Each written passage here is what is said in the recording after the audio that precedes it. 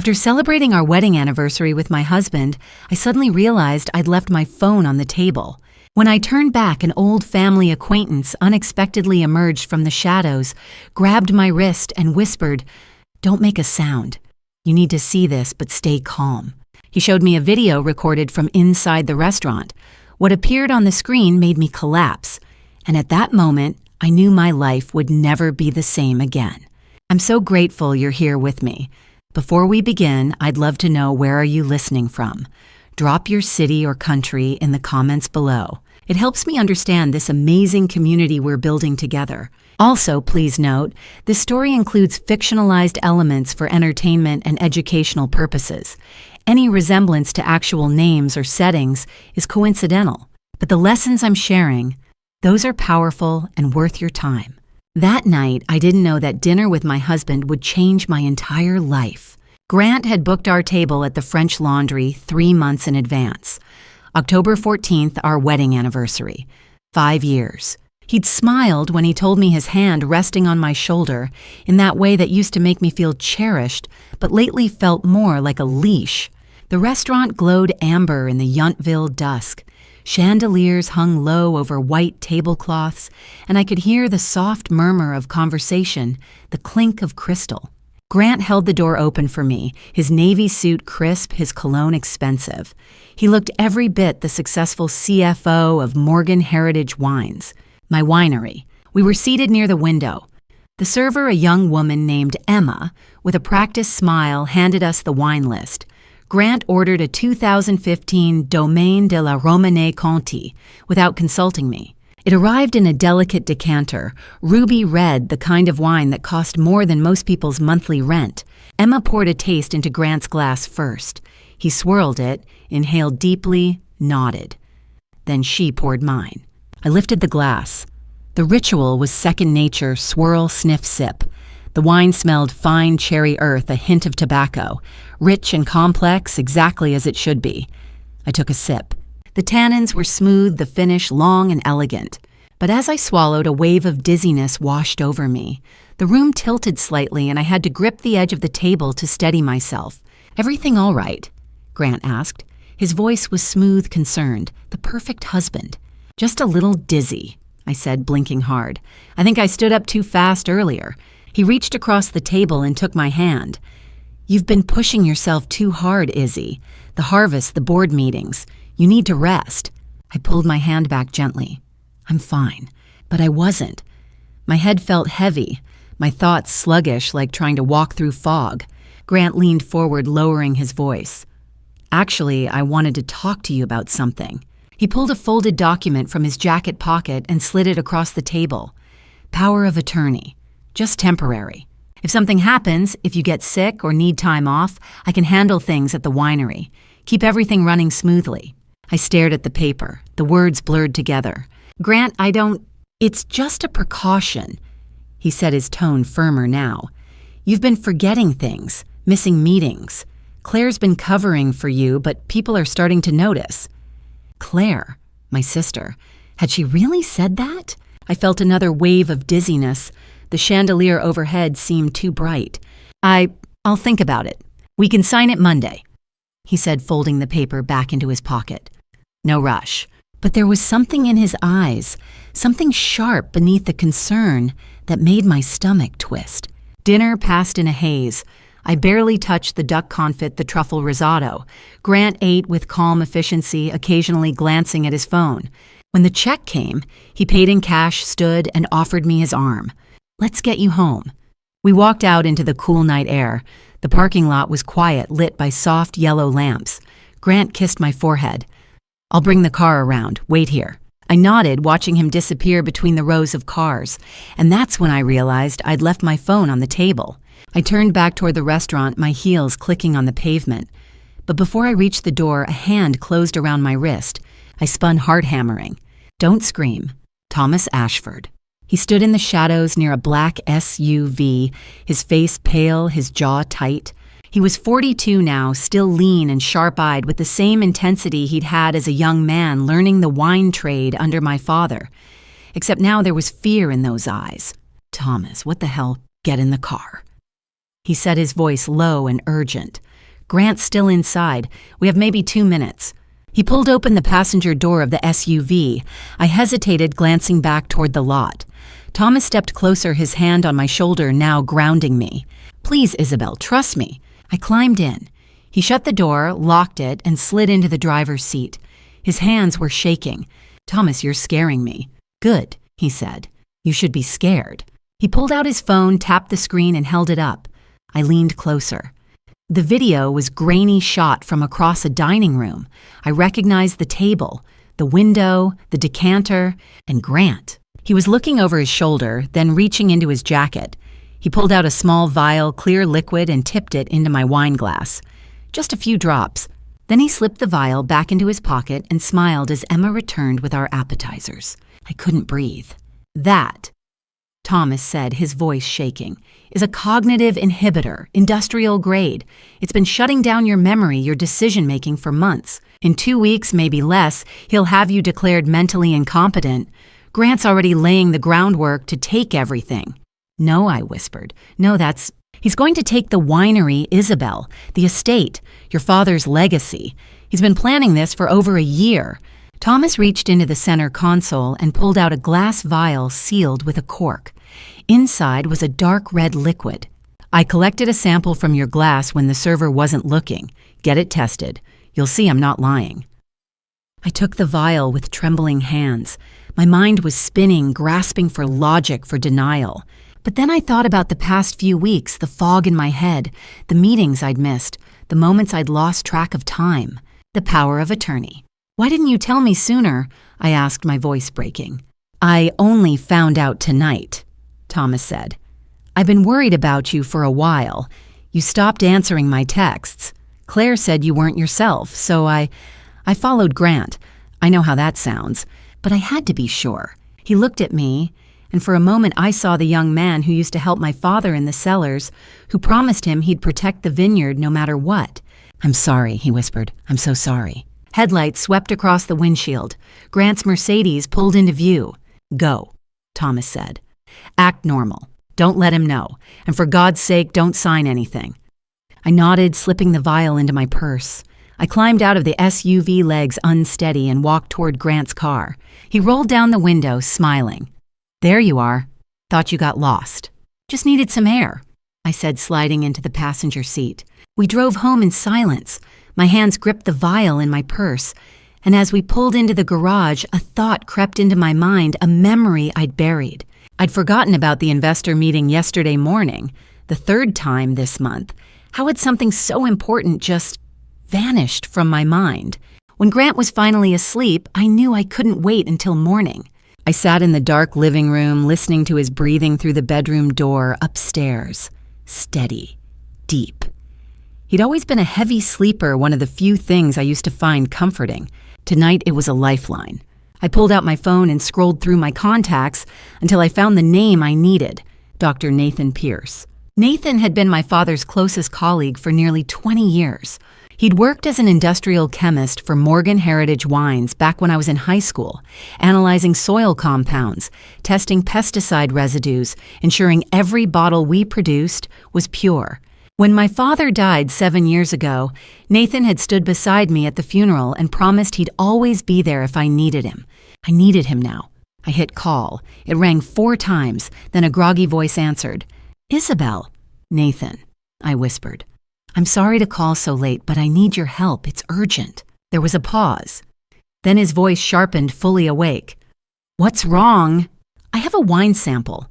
I think it's been contaminated with something dangerous. I need you to test it tonight." "Tonight?"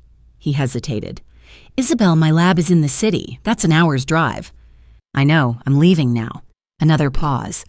Then, "All right, I'll meet you there. Be careful." I hung up, grabbed my purse, and slipped out the side door into the garage. Grant's Mercedes sat in the center bay. My Audi was on the left.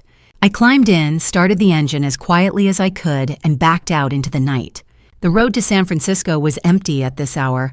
I drove fast, hands tight on the wheel, my mind racing faster than the car.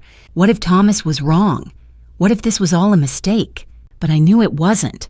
I'd seen the video. I'd felt the fog in my head, the gaps in my memory, the way Grant had smiled when he slid that power of attorney across the table. "You've been forgetting things." I pressed harder on the gas. Nathan's lab was in a low-rise industrial building near the bay, tucked between a shipping warehouse and a defunct brewery. I pulled into the lot at 12:17 a.m. Nathan's gray pickup truck was already there, headlights off. He met me at the door, a tall, broad-shouldered man in his mid-40s with silver threading through his dark hair and wire-rimmed glasses perched on his nose. He looked older than I remembered, but his eyes were sharp and kind. "Isabel." He pulled me into a quick hug. "You look exhausted." "I feel worse than I look." He unlocked the lab and flipped on the lights. The space was clean and clinical rows of steel workbenches, glass beakers, centrifuges, and a large gas chromatography mass spectrometry machine against the far wall. It hummed softly as Nathan powered it on. "Show me the sample." I handed him the vial. He held it up to the light, frowning. "Wine?" "Yes, from dinner tonight. I think my husband put something in it." Nathan's expression darkened. "You think he poisoned you?" "I don't know what else to call it." He nodded once, all business now. "Let's find out." He drew a sample into a syringe, injected it into the GCMS, and started the analysis. The machine beeped, and a chromatogram began to form on the monitor. "This'll take about 2 hours for a full analysis, but I can run a preliminary toxicology screen in 30 minutes, Nathan said, pulling up a stool beside me. "You want to tell me what's going on?" I told him. About the dizziness, the memory lapses, the meetings I'd missed, the power of attorney Grant had tried to pressure me into signing, and finally about Thomas, about the video, the warning, the vial. Nathan listened without interrupting, his jaw tightening with every sentence. "Jesus, Isabel," he said quietly. "Why didn't you come to me sooner?" "I didn't know," I whispered. "I thought I was just tired, overworked. I didn't think—" 30 minutes later, the preliminary screen beeped. Nathan stood and moved to the screen, his face darkening as he reviewed the results. I watched his face change. The color drained from his cheeks. "Oh, what—" I stood moving beside him. "What is it?" He pointed to a sharp, jagged peak on the chromatogram, an anomaly among the smooth curves of ethanol and tannins. "That," Nathan said, his voice tight, "is a modified benzodiazepine analog, scopolamine derivative. It's a cognitive inhibitor." "A what?" "It's designed to shut down short-term memory formation and impair executive function. It makes you forgetful, disoriented, suggestible. In high enough doses, it can make you incapable of making rational decisions." My legs felt weak. I gripped the edge of the workbench. "It won't kill you," Nathan continued, his voice hard, "but it will destroy your ability to function. And if someone wanted to have you declared mentally incompetent, this would be the perfect tool." I thought I might be sick. Where would he even get something like this? Nathan pulled up a database on his computer, typed in the compound's identifier. The screen filled with redacted text and classified warnings. "Industrial manufacture only," he read aloud. "Not FDA approved, commonly used in coerced compliance scenarios." He looked at me. "Isabel, this is military-grade stuff. Chemical companies use it in interrogation research. It's not something you can buy on the black market."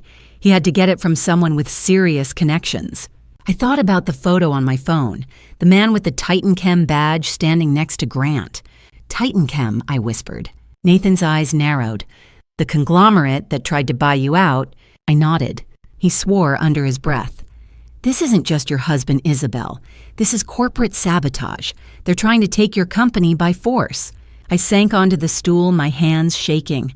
Everything was falling into place. The trips Grant had taken, the meetings he'd claimed were business conferences. The way he'd been so calm, so patient, waiting for me to fall apart. How long? How long had he been planning this? I thought back over the past 8 months. The board meeting where I'd lost my train of thought mid-sentence. The day I'd driven to the vineyard and couldn't remember why. The morning I'd found an email I'd sent to our distributor, an email I had no memory of writing. It had all been him. Nathan's hand landed gently on my shoulder. "Isabel, listen to me. You need to go to the police and tell them what—" I said, my voice hollow, "that my husband is poisoning me.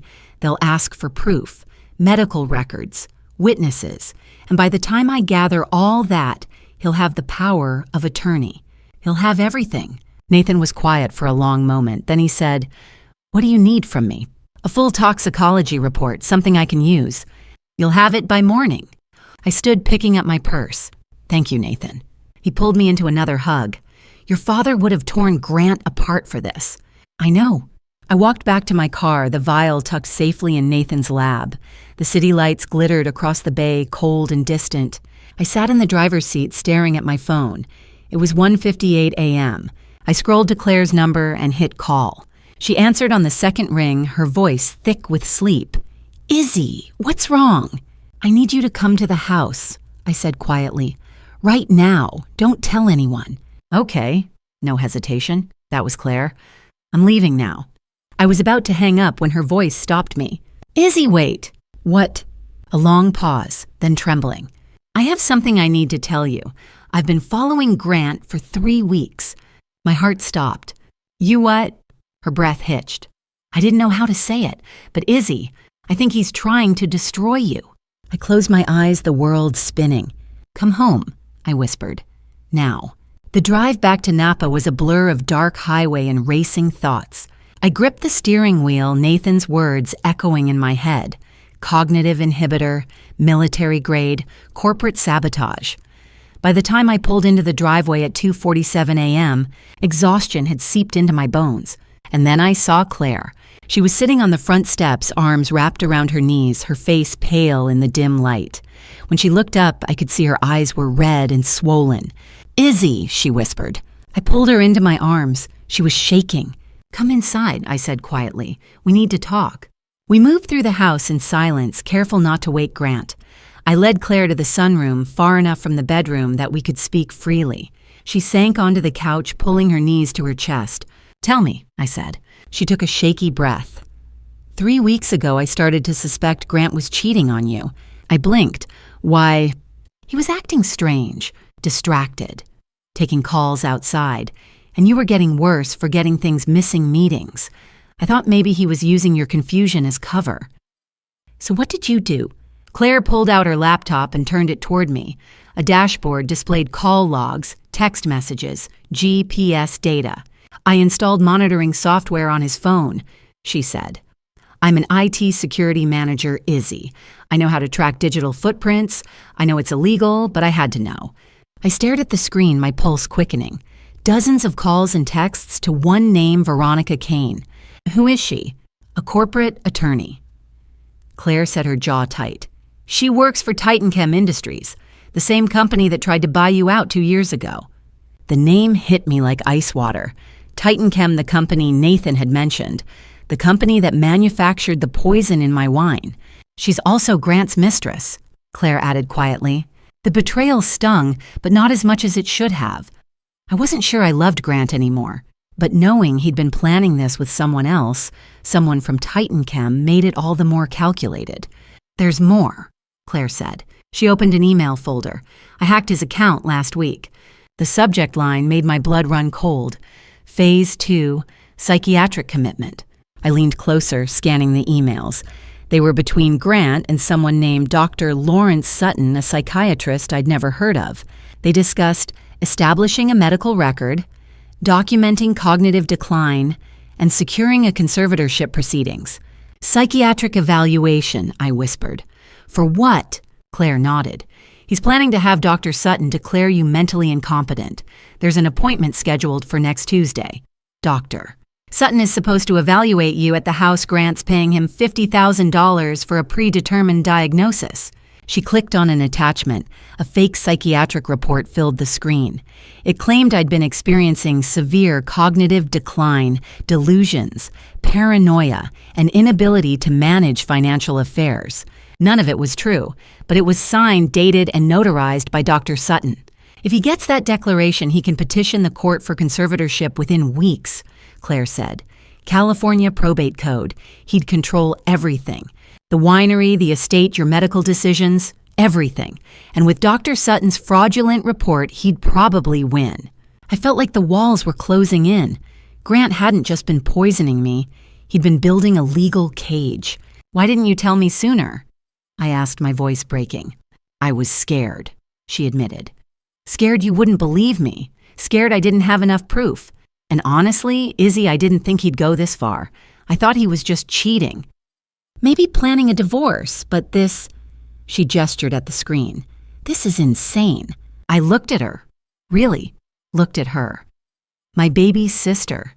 29 years old now, but in that moment she looked 12 again. Small and scared the way she'd been at our parents' funeral. I'd raised her. After Mom and Dad died in the car accident in 2005, I was only 20. But I dropped out of college, moved back home, and taken care of her. I'd been her sister, her mother, her protector. And now she was trying to protect me. We're going to stop him, Claire said, gripping my hand. I promise. I nodded, but my throat was tight. Grant had been planning this for months. He had lawyers, doctors, a chemical company backing him. What did I have a vial of poisoned wine and a sister who'd hacked his email? There's one more thing, Claire said quietly. I looked up. Her face was pale. I found a company name in his financial records, Sullivan Holdings, LLC. It's registered in Delaware, a shell company. And Izzy, there's money in it. A lot of money. How much? $8.7 million. The number knocked the air from my lungs. From where? Morgan Heritage Wines, Claire said. He's been siphoning money for over a year. Small amounts at first, $50,000 here, $100,000 there. But it's accelerated in the past 3 months. He's moved over $2 million in that time alone. I felt like I was going to be sick. He's stealing from my company, I whispered. But how? I asked. I'm CEO. Every wire transfer over $50,000 requires my signature. Claire pulled up another document. He forged your signature. Look at this. She showed me a wire transfer authorization dated July 2022. My signature was at the bottom, but I'd never signed it. He scanned your signature from legitimate documents and pasted it onto these forms, Claire explained. Digital forgery. The bank never questioned it because the account credentials matched. He's been doing this for 18 months. And when he gets the power of attorney, he'll take the rest, Claire said. Titan Chem's already offered him a buyout. Veronica sent him the contract last week, $42 million. He's planning to sell the winery, take the money, and leave you with nothing. I stood my legs unsteady. Claire stood with me, gripping my arm. It was all there. The poison, the fake psychiatric report, the stolen money, the buyout. Grant wasn't just trying to take my company. He was trying to erase me. I looked out at the vineyard, the land my father had built from nothing. The sky was lightening in the east. Dawn was coming. What do we do? Claire asked. I turned to her, my jaw set. We fight, I said. First, we secure everything. Documents, passwords, company accounts. Then we find out exactly how deep this goes. Who else is involved? What Titan Chem really wants? And Grant. I looked back toward the house, toward the bedroom where my husband slept peacefully, unaware that his carefully constructed plan was about to unravel. We let him think he's winning, I said, until we're ready to take him down. Dawn had just broken when Claire sent me the encrypted file. I was sitting in my home office, the room still dim, my coffee untouched. Grant was still asleep upstairs. I'd spent the past 4 hours pretending to rest, but my mind had been racing. The email notification chimed softly. Encrypted file from Claire Morgan. Password DAD2005. My chest tightened. The year our father died. I entered the password. The file opened. Sullivan Holdings, LLC. Full financial records. My hands started to shake. The first document was a certificate of incorporation. Sullivan Holdings had been established in Delaware 18 months ago, April 2021. The sole owner, Grant Michael Sullivan. I scrolled through bank statements. Transaction after transaction stretching back over a year. Small transfers at first $50,000 here, $75,000 there. Then larger amounts, $200,000, $500,000. By August of this year, the transfers had become massive, $1.2 million in a single week. Total moved $8.7 million, all of it traced back to Morgan Heritage Wines. I opened the next file invoices, dozens of them all addressed to Sullivan Holdings. Consulting fees, market analysis, marketing expansion services, strategic advisory retainer, Every single one was fake. I'd never authorized any of these payments. I'd never even heard of half these vendors. Grant had created an entire shadow operation. He'd been siphoning money from my company for over a year, hiding it behind fabricated invoices and shell companies. I felt sick, but it got worse. The next folder contained emails between Grant and someone named Victor Brennan. The signature line identified him as CEO of Titan Chem Industries. I opened the first email dated September 10th. From Victor Brennan to Grant Sullivan, subject, reacquisition terms. Grant. Advance payment of $15 million has been wired to the escrow account as agreed with instructions to release funds to Sullivan Holdings upon your delivery of the Morgan proprietary formula. Remaining balance of $27 million will be transferred upon verification and execution of final sale agreement. Timeline is critical. Formula must be delivered no later than Friday, October 28th. Failure to meet this deadline will require full return of advance plus penalty of $5 million as stipulated in Section 7C. Confirm receipt and timeline compliance. VBA. I stared at the screen, my pulse hammering in my ears. $15 million.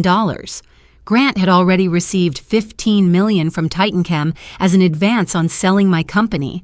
A company he didn't own, a company he had no legal right to sell. I scrolled to Grant's reply. From Grant Sullivan to Victor Brennan, subject, reacquisition terms. Victor. Advance received and secured. Escrow agent has confirmed the $15 million deposit. I've submitted preliminary documentation to trigger the first stage release. Should have access to the funds within 48 hours once the formula is in hand. Timeline is tight, but achievable. Timeline is tight but achievable. Working on final details to ensure smooth transition. Formula acquisition in progress. We'll have it secured within 2 weeks. I checked today's date, Saturday, October 15th. The deadline was Friday, October 28th. 13 days. If Grant didn't deliver the formula, my family's proprietary blend the secret we'd guarded for 60 years, he'd have to return $15 million plus pay a $5 million penalty. $20 million. I opened the next document, a bank statement from a private account I'd never seen before. It showed a balance of negative $12 million, $12 million in debt. I scrolled through the transaction history, casino transfers, high-stakes poker games, wire transfers to offshore accounts with names I didn't recognize. This wasn't cryptocurrency debt like I'd assumed. This was gambling. Grant had gambled away $12 million and buried himself so deep he couldn't climb out. That's why he'd done all of this. The poison, the psychiatric commitment plan, the embezzlement. He was drowning in debt and the only way out was to steal my company and sell it to Titan Chem. But there was a problem. Without the Morgan family blend formula, the deal was worthless. Titan Chem didn't just want the vineyard or the brand name. They wanted the formula, the exact ratios, aging techniques, and proprietary methods my father had spent decades perfecting. And Grant didn't have it.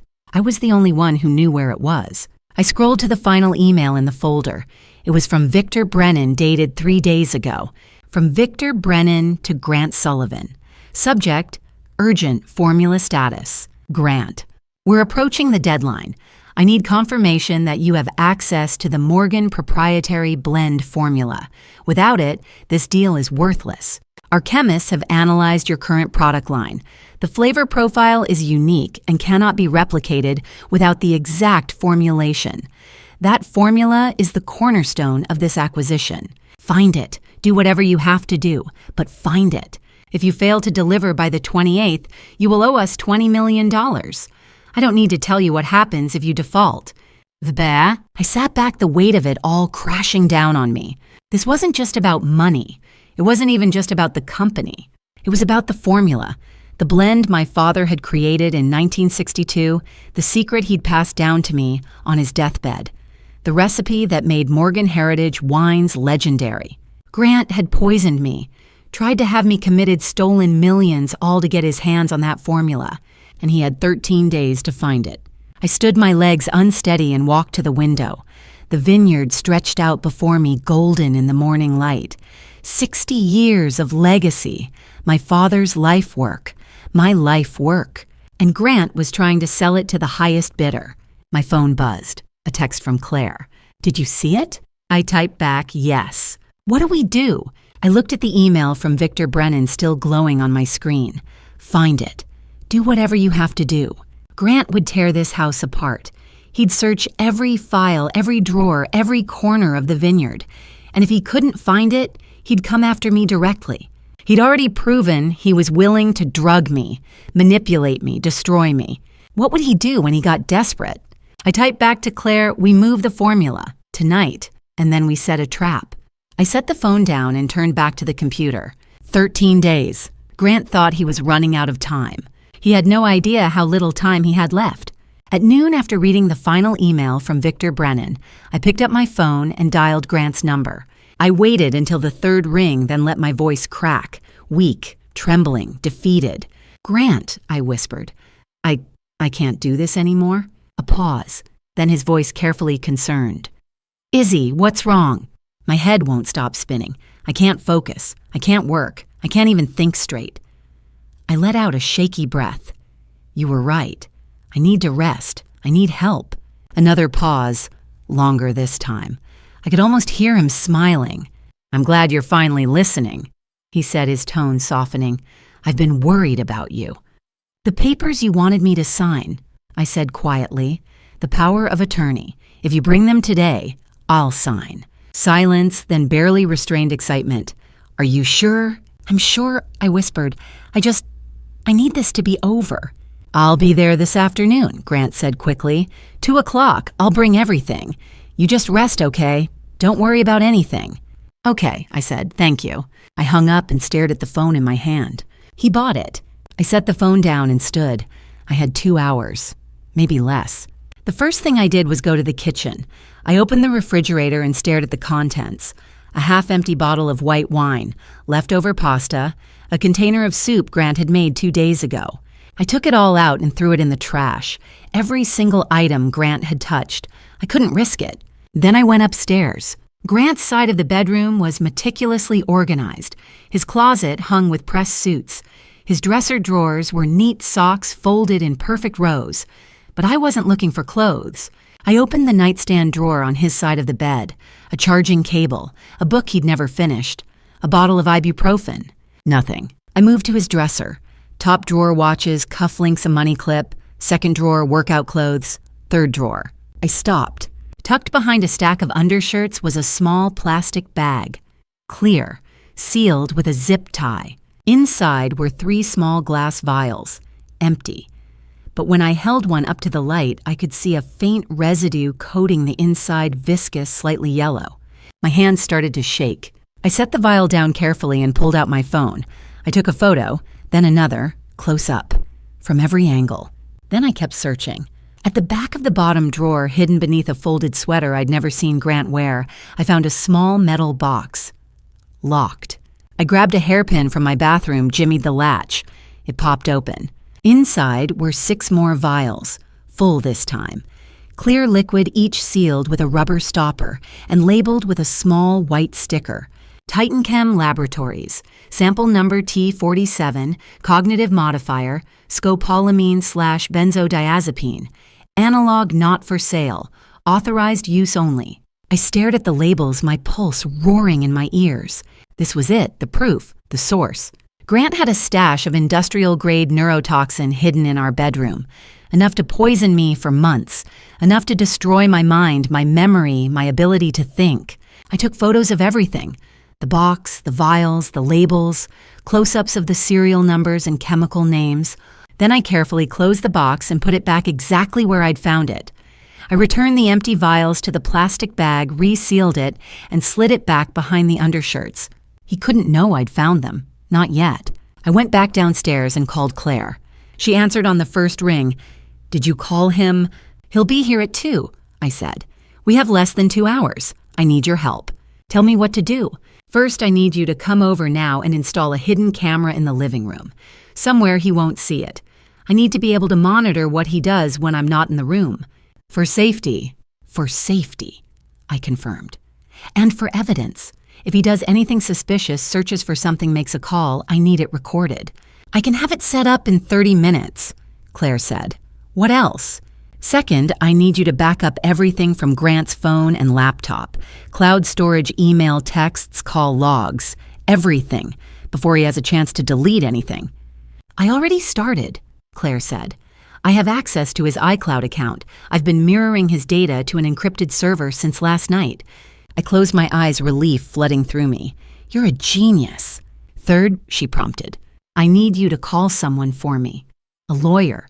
Someone who specializes in corporate fraud and criminal defense. I don't care what it costs. I need someone I can trust. I know someone, Claire said. Sarah Mitchell. She handled a case for my company last year. Corporate espionage. She's ruthless. Call her, set up a meeting for tomorrow. Done. Anything else? I thought about Nathan. The toxicology report he'd promised me. The vials I'd just found. Call Dr. Nathan Pierce, I said. Tell him I found the source. Tell him I need him to testify as an expert witness if this goes to court. I'll call him as soon as we hang up. I exhaled slowly. Thank you, Claire. We're going to bury him, Izzy. I know. She paused. Are you scared being alone with him? I looked at the staircase at the bedroom where I'd just found enough poison to destroy me. Then I looked out at the vineyard, at the legacy my father had built. No, I said quietly. I'm done being scared. Good, I'll be there in 20 minutes. I hung up and walked to the bedroom. I changed into soft, loose clothing, a oversized sweater, leggings. I pulled my hair into a messy bun and avoided makeup. I needed to look exhausted, defeated, weak. I went back downstairs and sat on the couch, my phone in my lap. I pulled up the photos of the vials, the labels, the box. I sent them to Claire in an encrypted message. Then I sent copies to my personal cloud account. Then to Nathan. If something happened to me, the evidence would survive. At 1:45, Claire arrived. She slipped in through the side door carrying a small black bag. She didn't say a word.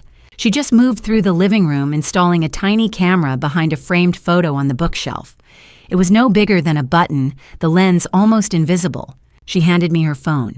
Live feed. You can watch from anywhere. I nodded. Be careful, she whispered. I will.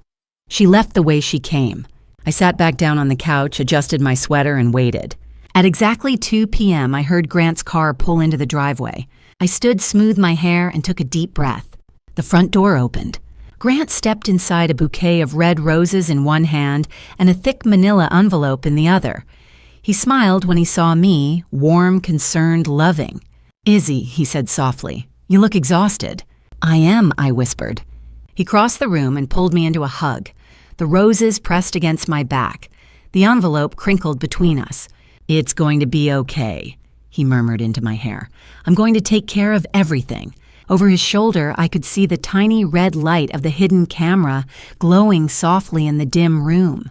I know you will, I said. I brought your favorite, Grant said, setting a white bakery box on the coffee table. He opened it carefully, revealing a perfect chocolate ganache cake with fresh raspberries on top. Chocolate ganache with raspberry.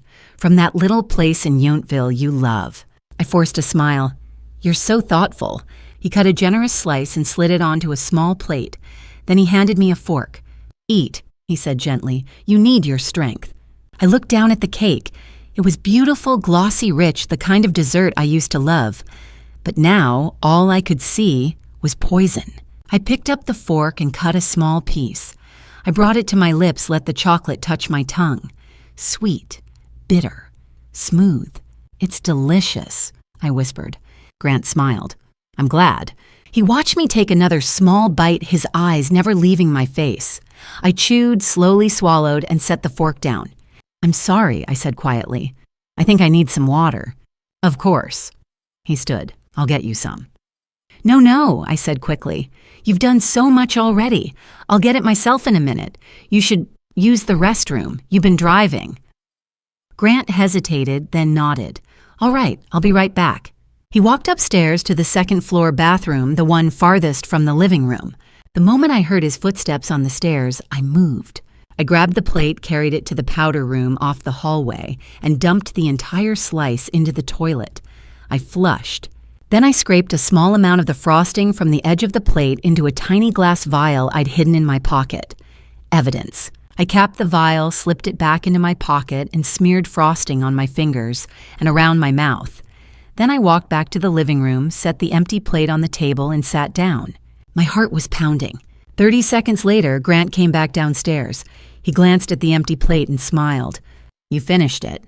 "I was hungrier than I thought," I said, wiping my mouth with a napkin. "Good." He sat down beside me and pulled the manila envelope from his jacket. He opened it and spread the documents across the coffee table. "These are the papers I mentioned, the power of attorney. It's just temporary, 6 months renewable if needed. It gives me the authority to manage company finances, sign contracts, make decisions on your behalf." I stared at the pages. Legal jargon, lines for signatures, witness statements. 6 months, I repeated. "Just until you're feeling better," Grant said. "You'll still be the owner, Izzy. I'm just helping you manage things while you recover." I picked up the pen he offered. My hand was shaking, actually shaking from adrenaline and fear, but it looked perfect for the role I was playing. I leaned over the document, pressed the pen to the signature line, and then I jerked my hand. The pen skittered across the paper. My elbow knocked into the glass of water Grant had set on the table. It tipped, spilling across the documents. "Oh my God," I gasped, grabbing napkins. I'm so sorry. Grant stood quickly trying to blot the water, but it was too late. The ink had bled. The paper was soaked, the signature line smeared and illegible. "I'm so sorry," I whispered again, my voice breaking. My hands, they've been shaking so much lately. I can't control them. Grant stared at the ruined documents, his jaw tight. For a moment, I saw something flicker in his eyes, frustration, anger, but then he smoothed it away. "It's okay," he said, his voice calm. "It's not your fault. I'll print another copy." "No," I said quickly. "No, don't go to all that trouble. I have a better idea." He looked at me wary. "The board meeting," I said. "Next Friday, October 28th. Let's sign the papers there. In front of everyone, public, official. It'll show the board that I trust you, that I'm voluntarily giving you this responsibility." Grant was silent for a long moment, considering. "It'll look better," I continued. "More legitimate, and it'll reassure everyone that this is the right decision." I could see him weighing it. The deadline was October 28th. If I signed that morning, he'd still have the rest of the day to finalize the deal with TitanChem. And signing in front of the board would give him cover.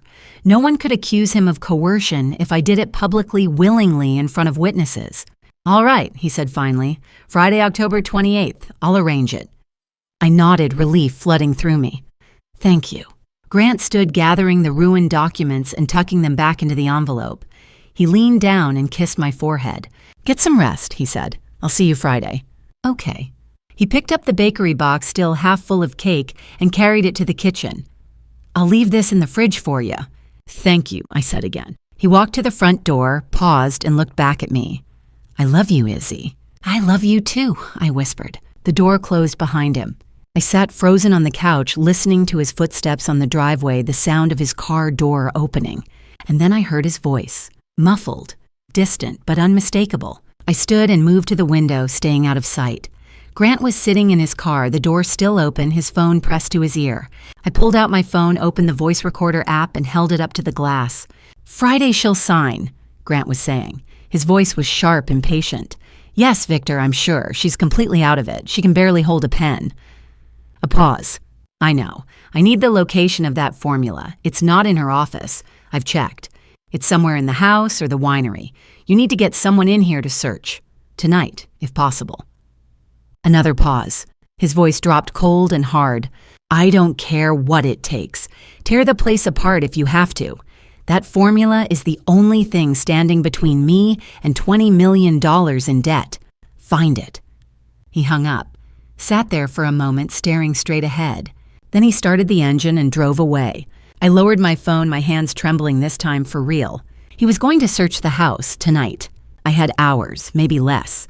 I looked down at my phone at the recording still running. I stopped it, saved it, and sent it to Claire in an encrypted message. Then I texted her. "They're coming for the formula. Tonight. We need to move it now." Her reply came back in seconds on my way. I walked back to the coffee table and picked up the vial of frosting from my pocket. I held it up to the light. If there was poison in that cake, Nathan would find it. But first, I had to protect what mattered most: the formula. The legacy my father had spent 60 years building. Grant thought he could take it. He had no idea I knew exactly where it was hidden, and tonight I'd make sure he'd never find it. At 8 o'clock that night, I drove to the vineyard alone. The road was dark, lined with rows of grapevines that disappeared into the hills. I'd driven this route 1,000 times, but tonight it felt different. The air was colder, the shadows deeper. Thomas was waiting at the entrance to the old cellar, exactly where I'd told him to meet me. He stood beneath the stone archway, his hands in his pockets, his face pale in the moonlight. I parked and walked toward him. He didn't say anything. He just looked at me, his expression tight with worry. "Thank you for coming," I said quietly. "You sounded scared," he said. "What's going on?" I took a breath and told him everything: the wine sample, the neurotoxin, the shell company with $8.7 million stolen from my accounts, the $15 million advance Grant had taken from TitanChem, the deadline October 28th, the psychiatric commitment plan, the fake medical reports, all of it. Thomas listened without interrupting, his jaw tightening with every sentence. When I finished, he was silent for a long moment. "I should have told you years ago," he said finally. "I never trusted him." I stared at him. "Then why didn't you say anything?" He looked away toward the vineyard stretching out into the darkness. "Because you loved him. And I—" He hesitated. "I couldn't destroy your happiness." The words hung in the air between us. I'd always known Thomas cared about me, but hearing him say it, hearing the weight of all those years in his voice, made something shift inside me. "Thomas—" I started, but he shook his head. "Not now," he said quietly. "Right now we need to protect what your father built. That's what matters." I nodded, swallowing the lump in my throat. "Follow me," he said. He led me into the cellar. The main room was familiar rows of oak barrels, temperature-controlled storage bottles aging on racks. But Thomas didn't stop there. He walked to the far wall where an antique wine cabinet stood against the stone. He reached behind one of the shelves and pressed something. I heard a soft click. The entire cabinet swung forward, revealing a narrow wooden door. I stared. "I didn't know this was here." "Your father didn't want many people to know," Thomas said. He pulled a key from his pocket and unlocked the door. It creaked open, revealing a set of stone steps leading down into darkness. Thomas flipped a switch. A single bare bulb flickered to life below. We descended. The air grew cooler with each step. The walls were rough stone, damp and cold. At the bottom, the stairs opened into a small chamber, maybe 20 feet across. The space was lined with wine racks, each one holding bottles covered in dust. Hundreds of them, maybe more. "This is the collection your father spent his life building," Thomas said. "Some of these bottles are over 60 years old, worth more than most people make in a lifetime." I walked slowly along the racks, my fingers brushing the glass.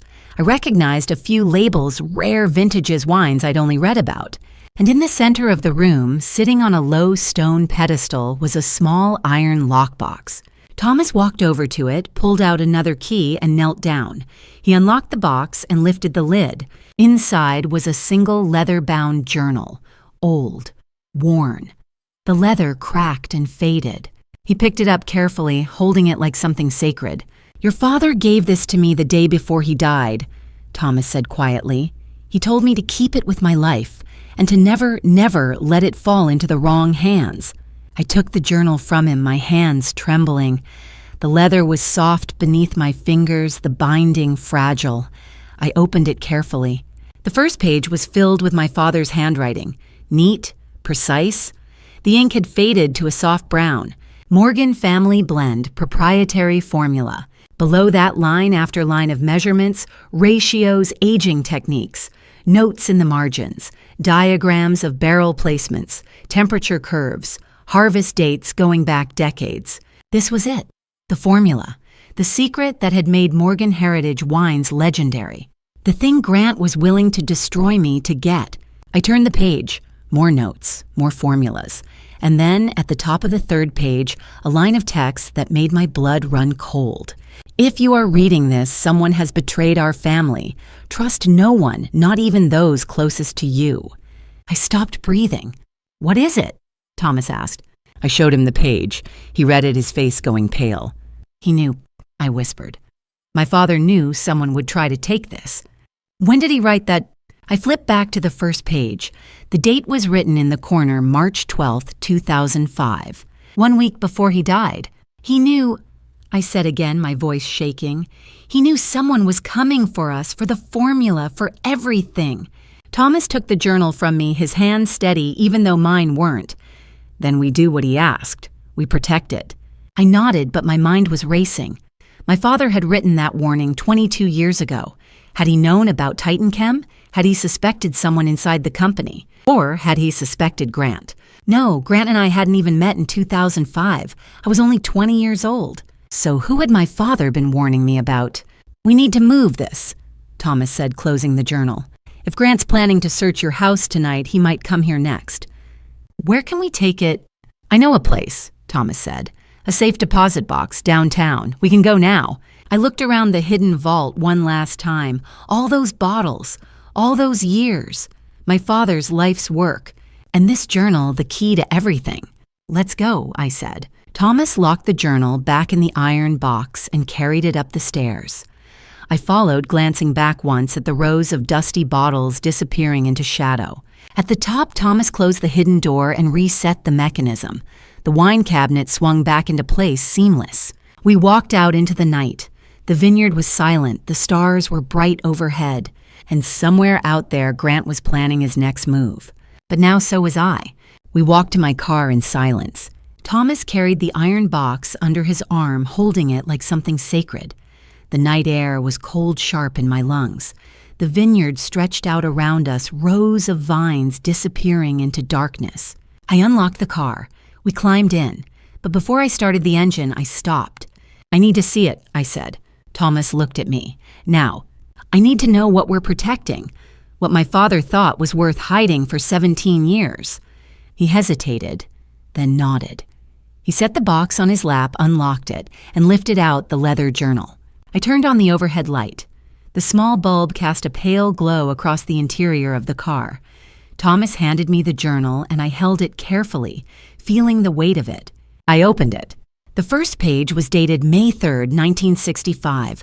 My grandfather's handwriting, neat slanted, written in faded blue ink. Morgan Reserve Cabernet, Formula Number 1, First Harvest. Below that, a list of grape varieties, percentages, fermentation temperatures, barrel types, every detail meticulously recorded. I turned the page. More formulas, more notes. My grandfather's handwriting gradually giving way to my father's bolder, more confident. Decades of refinement, trial and error, each vintage improving on the last. And then scattered throughout the later pages, I saw Thomas's handwriting. Smaller, more precise, notes in the margins, adjustments to aging times, observations about temperature fluctuations. You've been adding to this, I said quietly. Your father asked me to, Thomas said. After he got sick, he wanted to make sure the knowledge didn't die with him.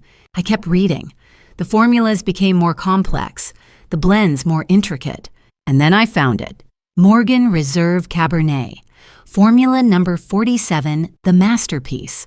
Blend composition. Cabernet Sauvignon Oakville, Evi of 42%, Merlot, Alexander Valley 23%, Cabernet Franc Rutherford 15%, Petit Verdot Stags, Leap 10%, Malbec, Dry Creek Valley 7%, Petite Syrah, Howell, Mountain 2%, Syrah Sonoma Coast 1%, aging 54 months total, 18 months.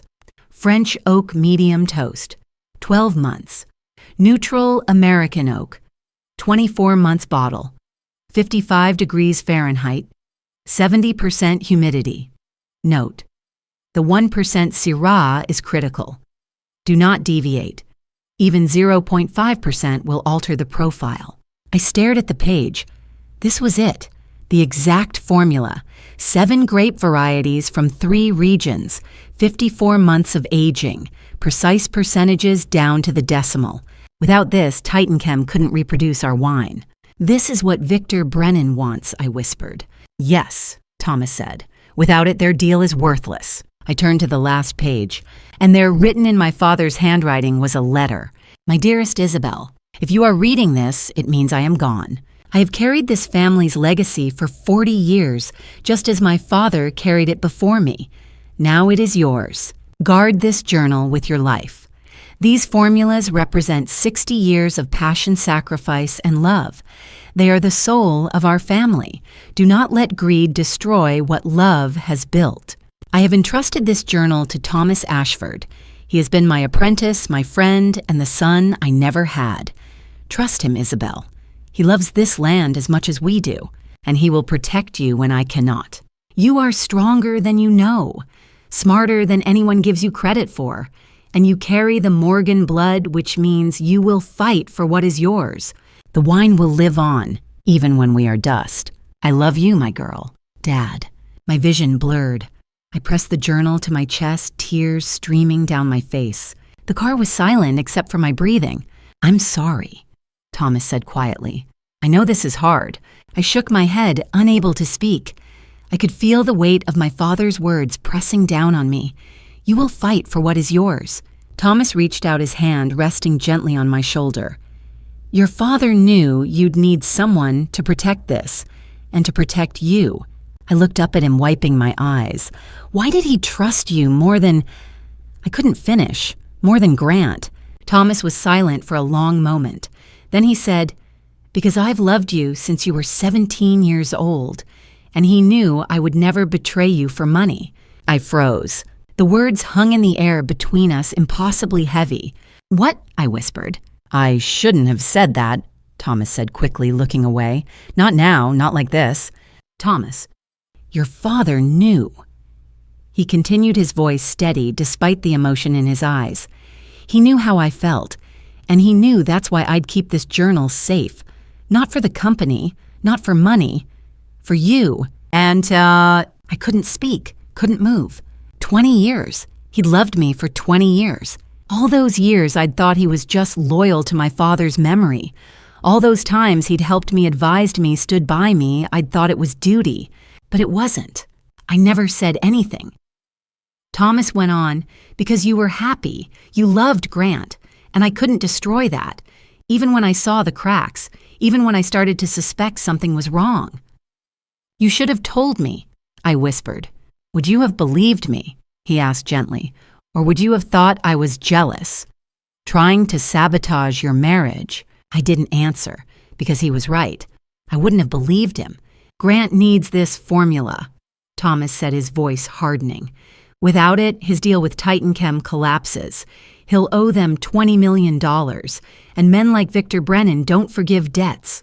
I looked down at the journal in my hands. My father's legacy, my family's soul. Then we won't let him have it, I said, wiping the last of my tears away. We move everything. Tonight. The journal goes to the safe deposit box, Thomas said. But what about the wine in the vault, 500 bottles, some worth tens of thousands each? If Grant finds that cellar, we move the most valuable ones, I said. The ones he can't replace. We take them somewhere he'll never find. Where? I don't know yet, I admitted. But we'll figure it out. We have to. Thomas looked at me, and in the dim light of the car, I saw something I'd never seen before. Not my father's apprentice, not the winemaker who'd worked for our family for 20 years. I saw the man who'd loved me in silence, who'd protected me from the shadows, who'd waited. God waited for 15 years for me to see him. Isabel, he said softly. Not now, I said, but my voice was gentle. When this is over, when Grant is gone and the company is safe, then we'll talk. He nodded slowly. I can wait. I know, I said, and for the first time in days, I felt something other than fear. I felt hope. I closed the journal, placed it carefully back in the iron box, and started the engine. The headlights cut through the darkness as we pulled out of the vineyard. In the rearview mirror, I could see the rows of grapevines fading into the night. My father's legacy, my legacy, and I would fight for it with everything I had. Thomas made 3 phone calls. The first was to David Torres, head of security at Morgan Heritage Wines. I sat beside him in the car, listening as he explained in low, measured tones. We're moving the reserve collection to a secure location, under Mrs. Morgan's direct orders, classified. There was a pause. Then David's voice crackled through the speaker. Understood. We follow her orders. I'll need 5 of your most trusted men, Thomas said. No one talks, not even to Grant Sullivan. Especially not to Grant Sullivan, David said quietly. I'll have the team ready by 2200 hours. The second call was to a private storage facility 50 miles north, a climate-controlled vault used by collectors and auction houses. Thomas spoke briefly, confirmed the reservation, and hung up. The third call was to Claire. We're moving the wine tonight, Thomas said. Can you handle the security system? Already on it, Claire said. I could hear the rapid clicking of keys in the background. I've been prepping since this morning. Grant's remote access will be suspended at 2000 hours. He'll get an automated email about monthly system maintenance.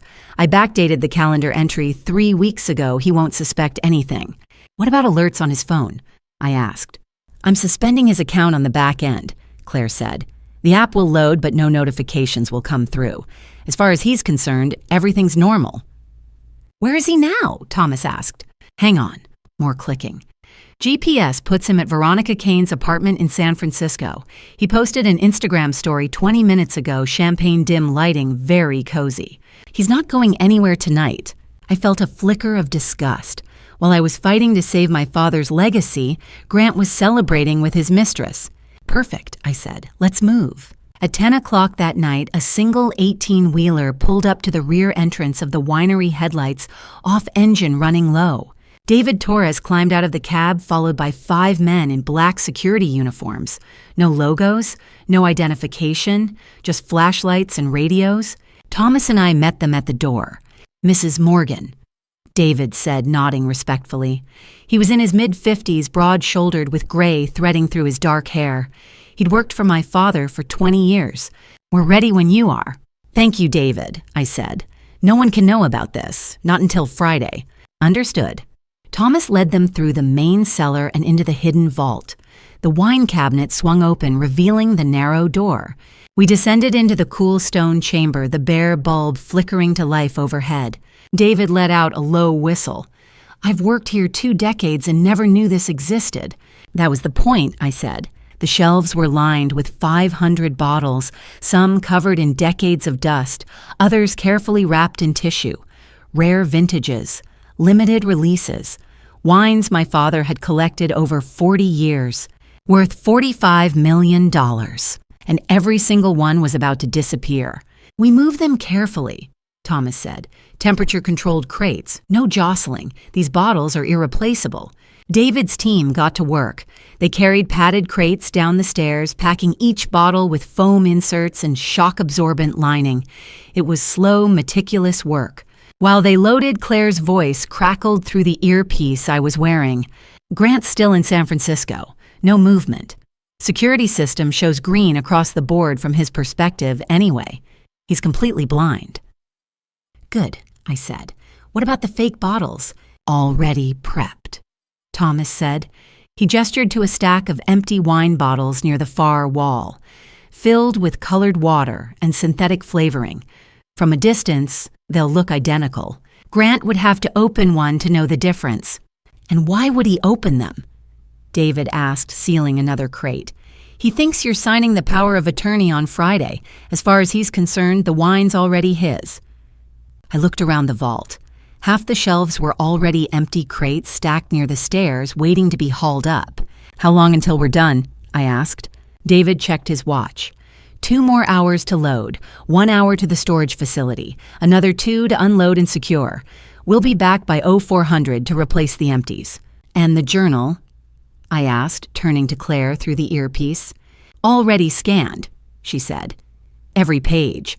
High-resolution images backed up on 3 encrypted cloud servers. The originals going into the safe deposit box first thing tomorrow morning. I exhaled slowly. We were doing it. We were actually doing it. Thomas appeared beside me holding one of the fake bottles. He shook it gently. The liquid inside sloshed too thin, too watery. Nothing like real wine. He won't even look twice, Thomas said. Not until it's too late. At 4 a.m, Thomas and I stood in the empty vault. The shelves were full again, lined with 500 bottles of colored water. In the dim light, they looked real. The labels were authentic, salvaged from damaged bottles. The glass was aged dusty. Perfect decoys. The real collection was 50 miles away, locked in a vault only 3 people knew about. David's team had already left. The truck was gone. The winery was silent. "Grant will come looking," I said quietly. Thomas nodded. "Let him look. All he'll find is fake wine worth pennies." I turned to him, and for the first time in days, I smiled. "Then we make sure he doesn't suspect anything until Friday." "And on Friday?" Thomas asked. "On Fridays," I said, "we end this." Claire's voice crackled through the earpiece one last time. "Systems back online, Grant's access restored. From his perspective, nothing happened. Sleep tight, you two." I pulled out the earpiece and looked around the vault one last time. My father's collection. His life's work was safe. The formula was safe. The company was still mine. Grant thought he was winning. He had no idea he'd already lost. Thomas and I climbed the stairs, closed the hidden door, and reset the mechanism. The wine cabinet swung back into place seamless. We walked out into the cool pre-dawn air. The vineyard was silent. The sky was just beginning to lighten in the east.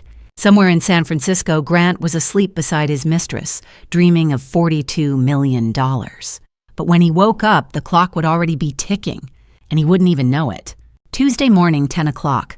My phone rang. "We have a problem," Claire said. Her voice was ice cold. I sat up straighter, my coffee forgotten. "What is it?" "Someone's been trying to delete the security logs from Monday night. Camera footage, access records, everything from the wine transfer." My blood ran cold. "Can they do that?" "Not if I catch them first," Claire said. I could hear the rapid clicking of keys in the background. "I've been monitoring the system 24/7 since Saturday. Every login, every file access, every deleted record gets flagged and backed up automatically. Whoever's doing this has no idea I'm watching." "Who is it?" "Tracing the IP now." A pause. More clicking. "Got it. The access is coming from a company laptop, registered to Lucas Miller." I frowned. "Marketing director." "That's the one," Claire said.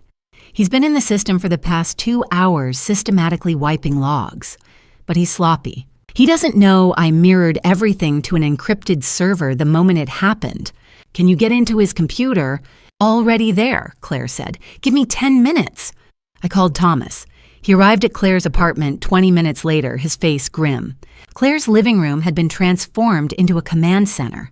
3 monitors glowed on her desk, each displaying streams of code security footage and file directories.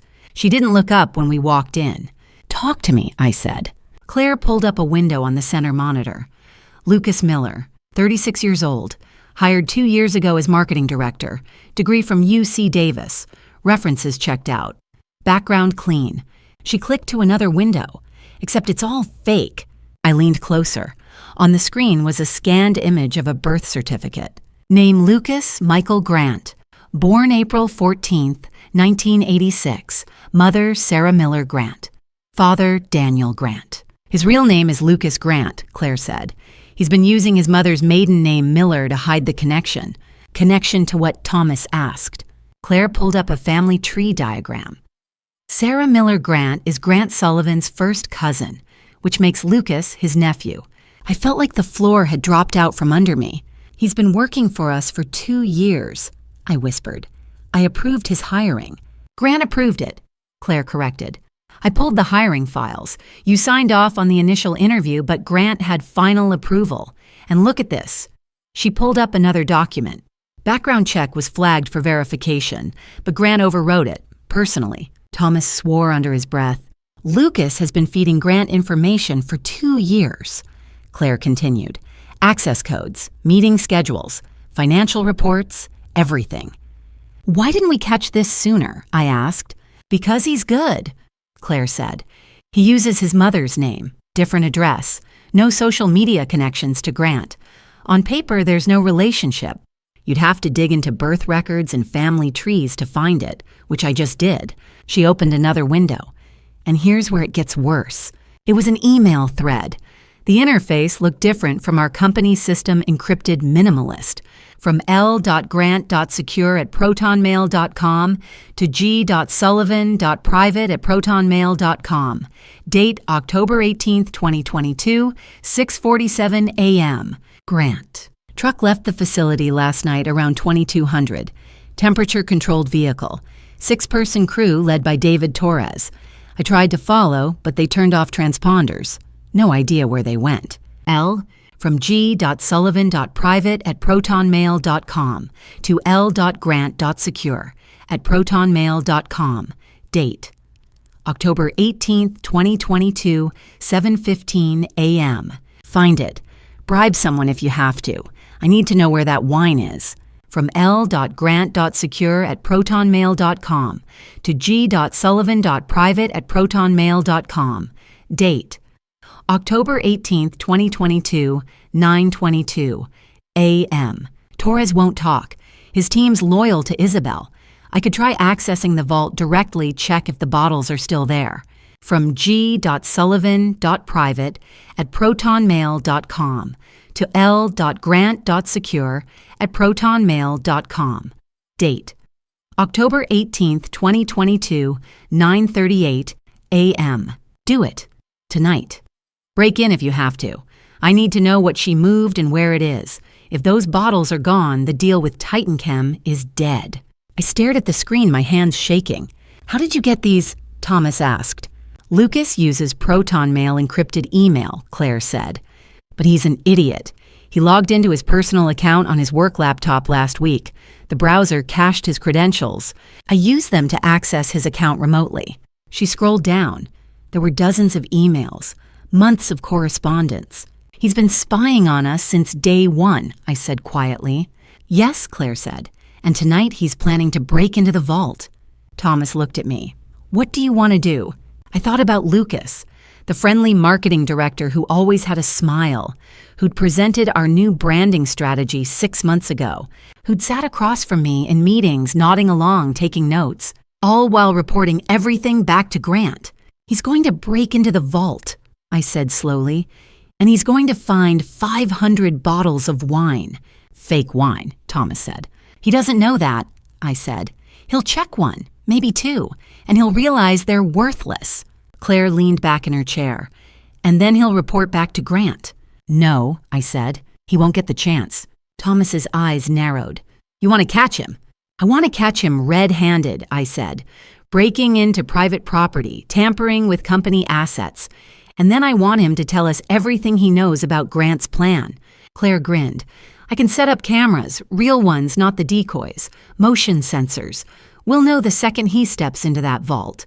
And we'll be waiting, Thomas said. I looked at the emails on the screen, at Lucas's smug confidence, at Grant's desperation bleeding through every message. They thought they were so careful, so clever. They had no idea we were 10 steps ahead. Claire, I said, make sure Lucas gets into the vault easily tonight. Disable the alarm on the hidden door. Make it look like a system glitch. You want him to think he's sneaking in, Claire said, understanding. But really, we're letting him in. Exactly. Thomas stood his jaw set. What time? The email said tonight, Claire said, checking the timestamp. Lucas usually works late. My guess, midnight, after the security guards finish their rounds. Then we'll be there at 11, I said, hidden, watching. And the moment he steps into that vault, we take him down, Thomas finished. I looked at Claire. Can you get us live footage? I'll have eyes on every angle, she said. You'll see him coming before he sees you. I nodded. Good. Thomas looked at me, and for the first time since this nightmare began, I saw something close to satisfaction in his eyes. He's going to walk right into our trap, he said. Yes, I said, what he is. Claire closed the laptop. Then let's make sure it's a trap he can't escape. We waited in the darkness of the cellar. It was 11 o'clock at night. The winery was silent. Security guards had finished their rounds an hour ago. The only sound was our breathing and the faint hum of the climate control system. I stood beside Thomas in the shadows near the far wall. David Torres was positioned by the door with 2 of his men barely visible in the blackness. Above us, hidden in the rafters, 3 cameras recorded every angle. Claire's voice crackled softly through the earpiece I wore. He just swiped his access card at the main entrance. He's inside. My pulse quickened. Where is he now? Moving through the tasting room, heading toward the cellar stairs. I glanced at Thomas. He gave a small nod. His jaw was set, his eyes hard. We'd spent the afternoon setting the stage. The main cellar, the public-facing one where we stored our everyday inventory, was filled with 500 bottles of fake wine. From a distance, they looked perfect. Authentic labels, aged glass, dusty corks, but inside colored water, cheap flavoring, worthless. Claire had disabled the alarm on the cellar door, making it look like a system glitch. Lucas would think he was sneaking in undetected. He had no idea we'd rolled out the red carpet. "He's at the top of the stairs," Claire whispered. I held my breath. The door creaked open. A beam of light swept across the room, a flashlight. Footsteps descended slowly, cautiously. Lucas appeared at the bottom of the stairs. He was dressed in black, a backpack slung over one shoulder. He paused, shining his light across the rows of wine racks. He pulled out his phone and tapped the screen. A moment later, I heard a faint ringing tone. He'd put the call on speaker.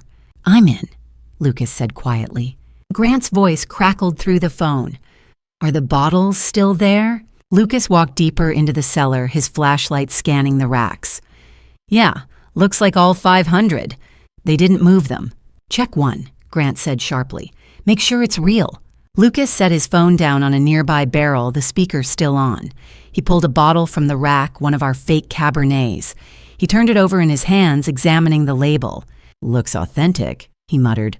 "Open it," Grant ordered. Lucas hesitated, then pulled a corkscrew from his backpack. He worked the cork free with a soft pop.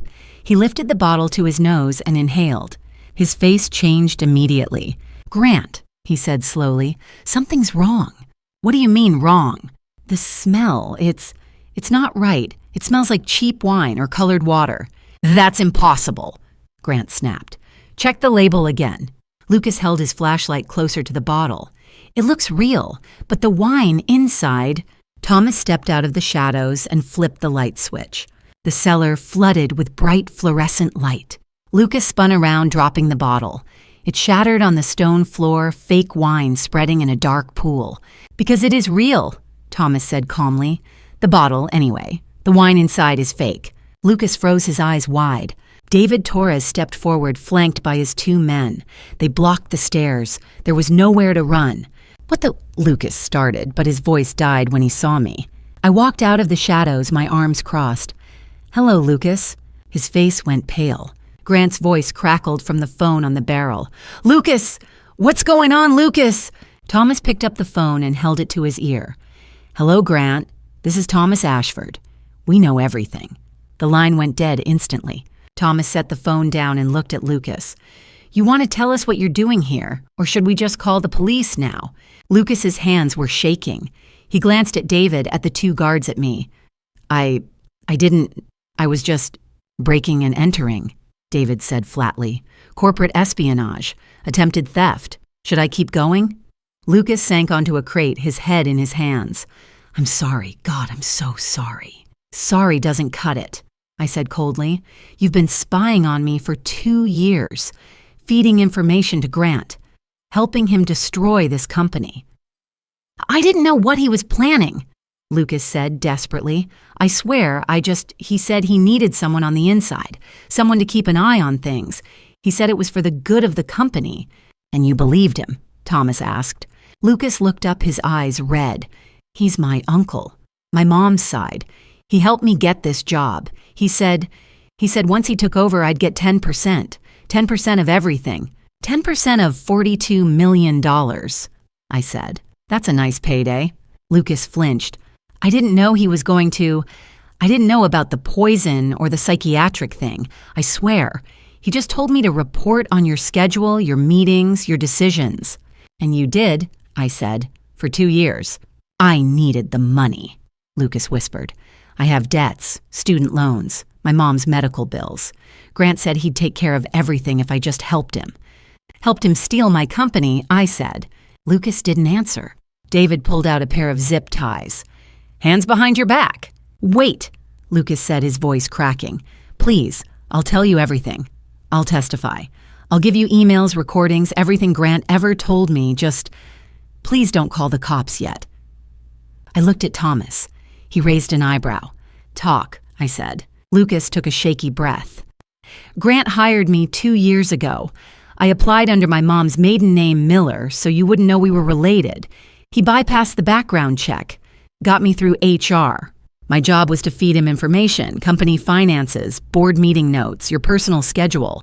"What else?" Thomas asked. "He had me create fake marketing campaigns, expenses that didn't exist, invoices from shell companies. I helped him move money out of the company without anyone noticing." "How much?" I demanded. "I don't know. Millions.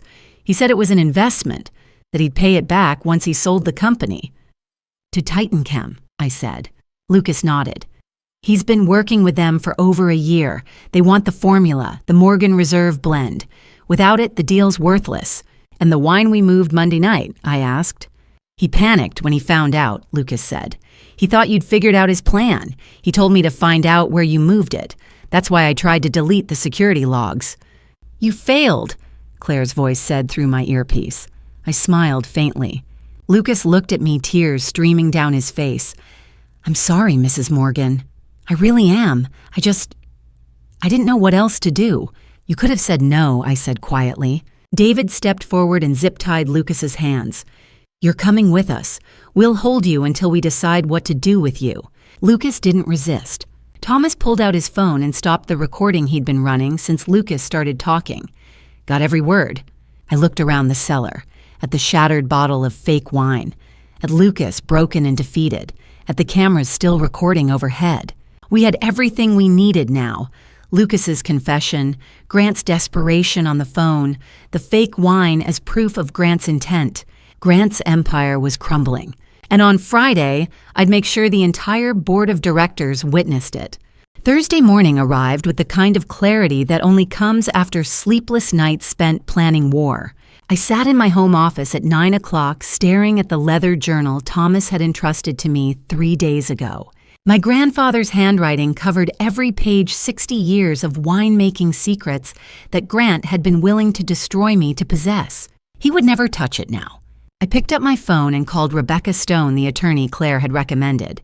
"Ms. Morgan," Rebecca answered on the first ring. Her voice was crisp, professional. "I've reviewed everything you sent. The evidence package is extraordinary. Will it hold up in court?" I asked. "Absolutely. Dr. Nathan Pierce's toxicology report identifies a modified cognitive inhibitor, something that takes months to metabolize. Combined with the video Thomas provided showing Grant tampering with your wine glass, we have clear evidence of assault with intent to incapacitate. The Sullivan Holdings Bank records prove embezzlement of $8.7 million. Lucas Grant's confession that he was hired under the alias Lucas Miller to infiltrate your company establishes conspiracy. And the email chain between Grant and Victor Brennan at Titanchem proves he was selling proprietary information he didn't own. I felt my chest tighten. Hearing it laid out like that, every piece of Grant's scheme cataloged in legal terms made it real in a way my private rage had not. "I've prepared 3 documents," Rebecca continued. "First, a restraining order barring Grant from accessing any company accounts or property. We'll file it the moment he's arrested. Second, divorce papers, citing fraud, poisoning, and theft.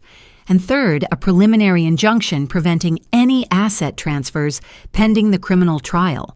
I've also contacted Detective Sarah Price at SFPD. She'll attend tomorrow's board meeting with 2 officers. The moment you give the signal, they'll arrest him." "What's the signal?" I asked. "Just say, 'It's time.' She'll know." I thanked her and ended the call. My hands were shaking, not from fear, but from the sheer weight of what I was about to do. Tomorrow I would face Grant across the boardroom table. He thought he'd won. He thought I was a broken woman who'd sign away everything to make the nightmare stop. He had no idea I'd already buried him. At noon, Claire arrived at my house with David Torres and Thomas. We gathered in the kitchen and Claire spread a set of photographs across the counter. They showed the 2 wine decanters David had prepared yesterday, one filled with Morgan Reserve Cabernet from the secret vault Thomas had moved to the private storage facility 50 miles away. The other filled with the counterfeit wine Lucas had examined in the cellar-colored water synthetic flavoring and cheap alcohol that smelled faintly of acetone and ammonia. "The real wine is 60 months old," Thomas said, pointing to the first decanter. 73% Cabernet Sauvignon, 15% Merlot, 9% Cabernet Franc, 3% Petit Verdot. It's got layers blackberry cassis, tobacco leather. You can taste the oak from the French barrels, and there's a mineral finish from the volcanic soil in our vineyard. Your grandfather designed this blend in 1965. It's a masterpiece. He moved his finger to the second decanter. This one, it's garbage. Lucas confirmed it when we caught him 2 nights ago. Claire and David made these fakes to fool Grant into thinking the vault was still full. It smells like cleaning solvent. Anyone with a trained palate will know immediately. Grant doesn't have a trained palate, I said quietly. But Victor Brennan does. He's TitanChem's CEO. He'll be at the meeting tomorrow. David nodded. That's the point. When Brennan tastes both wines, he'll realize Grant's been lying to him. The $15 million advance TitanChem paid, it was based on the promise of acquiring Morgan Heritage's proprietary blends. If Grant can't deliver the real formula, and he can't because Thomas has the journal, Brennan's going to want his money back, plus the $5 million penalty for missing the deadline. $20 million, Claire said softly. Grant doesn't have it. Sullivan Holdings is a shell. We checked the accounts this morning. He's got $12 million in gambling debts and only $300,000 in liquid assets. He's bankrupt. I stared at the 2 decanters. One represented everything my family had built over 3 generations. The other represented Grant's betrayal, a con built on lies, poison, and theft. What's the plan for tomorrow? Thomas asked. I took a breath. At 9 o'clock, the board meeting starts. Grant's expecting me to sign the power of attorney paperwork in front of everyone. He thinks the public setting will pressure me into compliance. Instead, I'm going to propose a wine tasting. I'll tell the board that before any decisions are made, they should understand what makes Morgan Heritage valuable. Victor Brennan will be there. Grant invited him to witness the transition. Oh, I'll pour both wines. Brennan will taste the difference immediately. That's when I'll show them the evidence. The toxicology report, Claire asked. Everything. Dr. Pierce's analysis proving I was poisoned for 8 months. The video of Grant drugging my wine at the French Laundry. The Sullivan Holdings Bank records showing he embezzled $8.7 million. The emails between Grant and Brennan proving he was selling a formula he didn't own. Lucas's confession. All of it. Rebecca had compiled the documents into a 70-page binder, indexed and annotated. Detective Sarah Price had reviewed it yesterday and called it the most organized evidence package she'd ever seen. Thomas reached across the table and squeezed my hand. Your father would be proud of you, Isabel. He trusted you to protect this legacy. And you have. I looked at him, this man who'd loved me in silence for 15 years, who'd risked everything to warn me, who'd kept my family's secrets safe. I couldn't have done this without you. David cleared his throat. We should load the decanters into your car now. Keep them in a cooler with ice packs. You want the wine at 58 degrees tomorrow, ideal tasting temperature. We spent the next hour preparing. David wrapped both decanters in foam padding and placed them in a climate-controlled cooler. Claire printed extra copies of the evidence binder. Thomas gave me the leather journal, my grandfather's original, with every formula handwritten in fading ink. Don't bring this to the meeting, Thomas warned. Leave it in your car. If things go wrong, Grant can't get his hands on it. I nodded. The journal would stay locked in my trunk. Grant would never see it. At 3 o'clock, Detective Sarah Price arrived. She was in her mid-40s with short gray hair and sharp brown eyes. She wore a navy blazer and carried a leather portfolio. Ms. Morgan, she said, shaking my hand. I've reviewed your evidence. I'll be in the boardroom with 2 officers. We'll position ourselves near the back. The moment you say, it's time, we move. What charges? I asked. Assault with a deadly substance, embezzlement, fraud, conspiracy to commit grand larceny, and attempted corporate theft. Your husband's looking at 15 to 20 years. 15 to 20 years. The number hung in the air like smoke. He'll lawyer up, Sarah continued. But the evidence is airtight. You've done my job for me, Ms. Morgan. All I have to do is put the cuffs on. She left at 4 o'clock. Claire, Thomas, and David left shortly after. I stood alone in my kitchen, staring at the cooler that held 2 decanters, one real, one fake. Tomorrow the truth would come out. Tomorrow Grant's empire would collapse. I walked to the window and looked out at the vineyard beyond my house. The vines were heavy with grapes, their leaves turning gold in the late afternoon sun. My grandfather had planted these vines 60 years ago. My father had tended them for 30, and I had spent the last 15 years turning their fruit into wine that people around the world cherished. Grant had tried to take it all. Tomorrow I would make sure he lost everything. I picked up my phone and texted Claire ready. She replied immediately, "See you at 8:45 tomorrow. We've got this."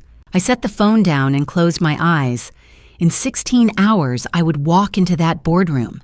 In 16 hours, I would face the man who'd poisoned me, stolen from me, and tried to erase me. In 16 hours, I would win.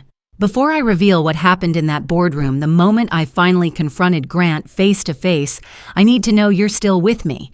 Comment the number 13 if you've made it this far. Let's see how many of you are ready for the truth.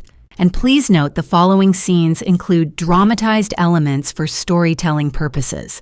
Some details have been adapted for clarity and impact. If this isn't for you, feel free to pause here. At 9:50 Friday morning, I walked into the Morgan Heritage boardroom. Grant was already there. So were Victor Brennan and 4 Titan Chem executives. I wore a wine-red power suit tailored sharp commanding. My hair was styled, my makeup flawless. I carried a small insulated case containing 2 decanters, both covered with black cloth. I'd spent 16 hours preparing for this moment. Now it was time. Grant's face cycled through 3 emotions in 2 seconds: shock, panic, confusion. He'd expected a broken woman in a cardigan. Not this. "Isabel," he said, standing quickly. "You look very well. I'm glad you're feeling better." I smiled coldly. "I feel clearer than I have in months. Shall we begin?" I walked to the head of the table, the CEO's seat, and set the case down. Grant's eyes followed me. Victor Brennan sat across from him, a heavy-set man in his late 50s, with thinning silver hair and cold eyes like a dead fish. Next to Victor sat 4 executives: the CFO, a thin woman with wire-rimmed glasses; the COO, a broad-shouldered man with a military bearing; the head of mergers and acquisitions, a younger guy in an expensive suit; and Veronica Kane, Titan Chem's general counsel, who I recognized from Claire's research. Veronica wore a sleek black pantsuit and a smile that said she thought this meeting was already won. I sat down. Grant hovered near his chair, uncertain. "Actually," Grant said, "I thought we'd sign the paperwork first, and then—" "Before we sign anything, gentlemen," I interrupted, "I have a proposal." Victor's eyebrows rose. "Mrs. Sullivan, we're on a tight schedule." "It's Ms. Morgan," I said evenly. "I kept my family name, and this will only take a few minutes."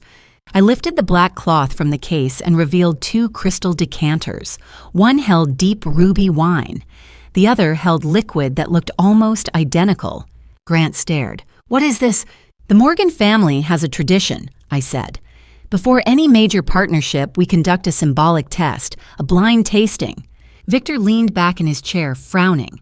"This is absurd. We didn't come here to taste wine." "You're buying a winery, Mr. Brennan," I said calmly.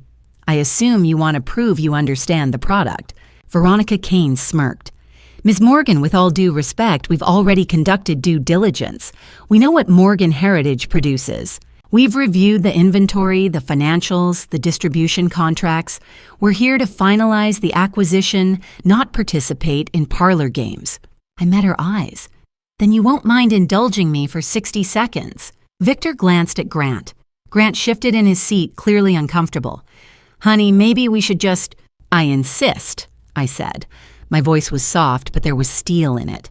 Victor sighed. "Fine. 1 minute." I opened the case fully and retrieved 8 wine glasses, elegant long stem designed for serious tasting. I poured 2 ounces from the first decanter into 4 glasses, then 2 ounces from the second decanter into the other 4. I placed 1 glass from each decanter in front of Victor and Grant. Sample A and Sample B, I said. Both are supposedly from our reserve collection. I want you to tell me which one is authentic Morgan Heritage Cabernet. Grant's hand trembled slightly as he reached for the first glass. Victor picked up his glass with more confidence, swirling the liquid and bringing it to his nose. The room went silent. Victor inhaled deeply over the first glass, Sample A. His expression didn't change. He set it down and picked up the second glass, Sample B. He swirled it, raised it to his nose, and inhaled. He paused, swirled again, inhaled deeper.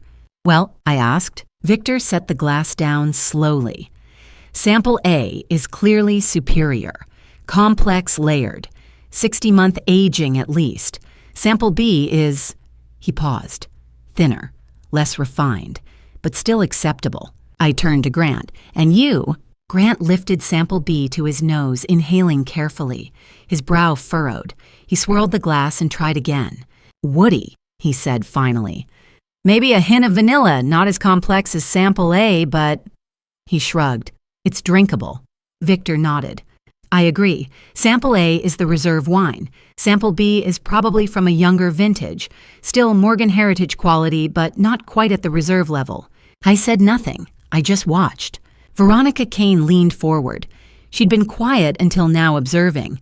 She reached for one of the remaining glasses, Sample B, and brought it to her nose. Her face twisted immediately. Are you serious? She said, looking at Victor and Grant. This smells terrible. Victor frowned. What are you talking about? This. Veronica gestured at the glass. It smells like cleaning solution. Acetone, maybe, and something chemical. She set the glass down and pushed it away. This isn't wine. Grant stared at her. Veronica, I don't know what you're... Thomas Ashford stepped forward from his position near the window. He'd been silent until now, arms crossed, watching. He picked up one of the Sample B glasses and brought it to his nose. He recoiled instantly. Ms. Morgan is right to test you, Thomas said quietly. This isn't wine. This is industrial solvent mixed with synthetic flavoring. He looked at Grant and Victor. And you two just called it drinkable. The room went silent. Grant's face went pale. Victor's jaw tightened. I don't understand, Victor said slowly. I thought... You didn't smell anything, I said quietly. That's the point. Grant stood abruptly. Isabel, what is this? Some kind of trick. I met his eyes. No trick, Grant, just a test, and you failed. Victor's face darkened. Ms. Morgan, if this is some attempt to sabotage... Sabotage. I smiled. Mr. Brennan, you just described industrial poison as acceptable wine. You called acetone and ammonia woody with a hint of vanilla. You can't smell, either of you. Grant's hand gripped the back of his chair. His knuckles were white. Veronica Kane stood slowly, her expression shifting from confusion to alarm. The CFO and COO exchanged glances. Thomas set the glass down and stepped back, waiting. Victor looked at Veronica, then at the glass, then at me. This is absurd. I've been in the wine industry for... You've been in the chemical industry for 30 years, I interrupted. That's very different. Grant's voice was shaky. Isabel, I don't know what you think you're proving, but I'm proving... I said, my voice calm and steady, that you have no idea what you're buying. And more importantly, I paused, letting the silence stretch. I'm proving that you have no idea what you've done to yourselves. Grant and Victor stared at each other. Grant's face was ashen. Victor's jaw clenched and unclenched. Veronica Kane sat back down slowly, her eyes moving between the two men. Victor, she said quietly. What is she talking about? Victor said nothing. Grant said nothing. The room was absolutely silent. I folded my hands on the table and smiled. Shall we continue this discussion, gentlemen? The silence stretched. Grant and Victor sat frozen, clearly rattled by what Veronica and Thomas had just said. Grant's hand still gripped his wine glass. Victor's jaw worked, but no words came out. I let the moment hang, then I spoke, my voice calm and steady. You're confused, I said. You don't understand why Veronica smells acetone and ammonia, but you smell woody notes and vanilla. Let me explain. I pulled Dr. Nathan Pierce's toxicology report from my briefcase and held it up. Titan Chem Sample T47, a cognitive inhibitor banned under federal chemical safety laws. When ingested orally the way I was poisoned for 8 months, it causes memory lapses, confusion, and mild hallucinations. But it doesn't affect the sense of smell. I looked directly at Grant. However, when someone handles T47 repeatedly without proper protective equipment, touching it, inhaling vapors while preparing doses, the chemical burns the olfactory mucosa. Over time, the nasal passages are permanently damaged. I paused. You poisoned me for 8 months, Grant, and every single time you were careless. You breathed it in. You got it on your hands. You destroyed your own sense of smell. Grant's face went pale. His mouth opened, but nothing came out. Oh, and one more thing, I added. Last week, did you notice your car's air conditioning smelled strange? Grant blinked. I thought I had a cold. My nose felt stuffed. Not a cold, I said. That was a specially formulated air freshener, high concentration menthol and camphor. My sister installed it in your car's ventilation system 7 days ago. It's designed to temporarily numb nasal passages. You've been breathing it every time you drove. I smiled coldly. Claire's quite resourceful. Grant stared at me, his face a mixture of shock and fury. You sabotaged my car. I accelerated a process you started yourself, I said. You can't smell anything anymore, Grant. Not wine, not poison, nothing. I turned to Victor Brennan. And you, Mr. Brennan, you've spent 3 decades working in chemical plants. Exposure to industrial solvents, toxic fumes, volatile compounds, all without adequate ventilation in the early years, I imagine. Your olfactory system has been burned out for years. You can't tell the difference between a 60-month Cabernet and floor cleaner. Victor's face darkened. That's a lie. I've tasted thousands of wines. You've tasted the alcohol, I corrected. You've felt the tannins on your tongue. But smell, the part that makes wine actually wine. I shook my head. You lost that years ago. That's why Grant chose you. Victor stared at me. What? I pulled another document from my briefcase, an EPA report dated June 2005. I slid it across the table. Titan Chem was fined $50 million for illegally manufacturing and distributing sample T47 to foreign governments as a crowd control agent. The company nearly went bankrupt. You, mister. Brennan lost your position as VP of Operations. It took you 15 years to claw your way back to CEO. Victor's hands trembled as he stared at the report. The whistleblower who reported Titan Chem to Congress. I paused. My father, Richard Morgan. The room froze.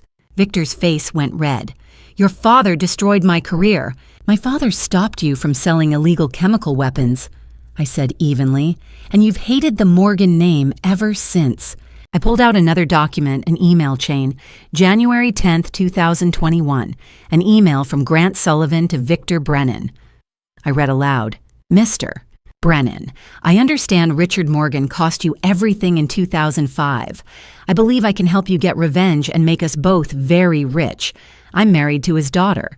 With the right strategy, Morgan heritage can be ours. I tossed the email onto the table. Victor stared at it, then at Grant. His voice was low, dangerous. You contacted me. Yes, I said quietly. Grant researched your past. He found the T47 case. He knew you hated my father, and he used that hatred to manipulate you into funding his scheme. Victor stood slowly. You son of a bitch. Grant said nothing. His expression was cold, unreadable. Grant didn't marry me for love. I continued. He married me for access. He spent 2 years, 2015 to 2017, studying my family, our routines, our business, our vulnerabilities. He engineered our chance meeting at a Napa wine tasting event in August 2017. He courted me, married me, waited. I looked at Grant. And then 21 months ago, he contacted you, Mr. Brennan, with a plan. Victor's fists clenched. What plan? Grant would incapacitate me using T47, I said. He'd embezzle funds through a shell company called Sullivan Holdings.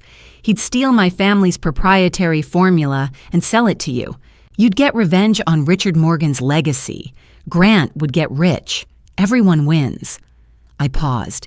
Except you were never his partner, Mr. Brennan. You were his tool. Victor turned to Grant, his face purple with rage. Is this true? Grant met his gaze. His voice was flat, emotionless. Your hatred made you easy to manipulate, Victor. You wanted revenge so badly you didn't ask questions. Victor lunged. The COO grabbed him, pulling him back. Victor was shaking, cursing under his breath. I opened my briefcase and pulled out a thick leather binder, 70 pages of evidence indexed and annotated. I slid it across the table to Veronica Kane. Dr. Pierce's toxicology report confirming T47 poisoning, I said. Bank records showing $8.7 million embezzled through Sullivan Holdings. Email chains between Grant and Mr. Brennan. Photographs of Lucas Grant's cousin hired under the alias Lucas Miller breaking into our wine cellar. His signed confession.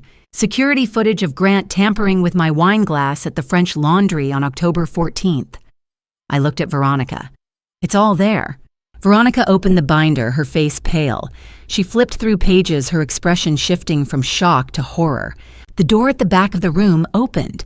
Detective Sarah Price stepped in, flanked by 2 uniformed officers. Grant Michael Sullivan. Sarah said, her voice firm. You're under arrest for assault with a deadly substance embezzlement fraud conspiracy to commit grand larceny and attempted corporate theft. She turned to Victor. Victor Brennan, you're under arrest as an accessory to conspiracy bribery and violation of federal chemical safety laws. Sarah looked at Grant. Make no mistake, Mr. Sullivan, you're the mastermind. The DA is going to prosecute you to the fullest extent. The officers moved forward. One cuffed Grant. He didn't resist. His face was stone. The other cuffed Victor. Victor struggled, shouting, I'll testify against you, Sullivan. I'll make sure you rot. You'll be quiet? Sarah said calmly. Grant looked at me one last time. No apology, no remorse, just cold calculation. You think you've won Isabel, but you'll spend the rest of your life looking over your shoulder. I met his gaze. No, Grant, you will. As he passed, he leaned close and whispered, I never loved you. I smiled. I know. That's why this was so easy. The door closed behind them. The room was silent. Veronica sat down slowly, shell-shocked. The CFO and COO stared at the table. Thomas placed a hand on my shoulder. I reached into my case and pulled out my grandfather's leather journal. But that's not even the most interesting part, I said quietly. The door closed behind Grant and Victor. The room fell silent. Veronica Kane sat frozen, her face pale. The CFO and COO exchanged nervous glances. Thomas stood beside me, his hand still on my shoulder. I set my grandfather's leather journal on the table and turned to Veronica. Ms. Kane, I said quietly, Titan Chem has been defrauded. Let's talk about what happens next. Veronica looked up, her eyes wide. Ms. Morgan, we had no idea Grant was poisoning you. The board believed this was legitimate. I'm sure you did, I said. But your company paid $15 million for something that was never Grant's to sell. Veronica swallowed. The reserve collection. The formula. Exactly. I pulled out my phone and opened a file Claire had sent me. I turned the screen toward Veronica. This is a satellite image taken at 2:30 a.m. on Tuesday, October 18th. See that truck? Veronica leaned forward. A large climate-controlled 18-wheeler was parked outside the Morgan Heritage Wine Cellar. That's a Sentinel security transport, I said. Monday night, Thomas and I moved the entire reserve collection, 500 bottles worth $45 million, to a private facility 50 miles from here. Armed guards, biometric locks. Every bottle cataloged and secured. The CFO spoke a thin woman in her 40s with wire-rimmed glasses. You moved it before the acquisition. I moved it before Grant could steal it, I corrected. What's in the cellar now? Colored water in pretty bottles, fake labels, synthetic flavoring that smells like acetone. I looked at Veronica. That's what you were buying, garbage. Veronica's hands trembled. We paid $15 million for fake wine. You paid $15 million to a con man, I said. Grant Sullivan never owned Morgan Heritage. He was CFO, not CEO. He had no authority to sell the company the formula or the collection. Everything he promised was a lie. The COO, a broad-shouldered man in his 50s, leaned forward. Ms. Morgan Titanchem has grounds to sue for fraud and breach of contract.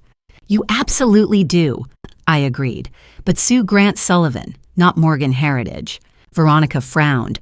What do you mean? Titanchem entered this agreement in good faith. You were deceived. I understand that, but Morgan Heritage was also a victim. My husband poisoned me, embezzled $9 million, and tried to steal my family's legacy. I'm not your enemy, Ms. Kane. Grant is. Veronica looked at the CFO, then back at me. Our board won't simply walk away. We've invested $15 million in a fraudulent scheme. I interrupted. The fastest way to recover that investment is to cooperate with law enforcement, testify against Grant Sullivan, and pursue civil damages against him, not me. The CFO shook her head. The board will never approve that. We have a binding contract with a man who had no legal authority to sign it, I said. I pulled out a corporate resolution from Morgan Heritage's board dated October 20th. This resolution, signed by myself and 3 independent board members, explicitly revokes any authority Grant claimed. The contract is void. I slid the document across. Veronica read it, her lips pressed thin. Furthermore, I continued, if Titanchem sues Morgan Heritage, I will countersue for conspiracy to commit fraud. I have evidence that Victor Brennan knew or should have known Grant was acting without authority. Emails, recorded calls, witness testimony. Veronica's face went pale. Ms. Morgan, we didn't. I know, I said, my voice softening. But the courts won't care. They'll see a billion-dollar chemical company crushing a family winery. The media will love it. I paused. Or you cut your losses. Walk away. Cooperate with the DA, testify against Grant, and recover your $15 million through civil suit against him personally. The room was silent. The CFO looked at Veronica. She's right.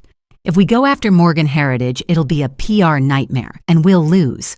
Veronica exhaled slowly. What about the formula? I picked up the leather journal and opened it. The handwriting was my grandfather's neat, precise, dated March 1965. Morgan Reserve Cabernet. I read aloud.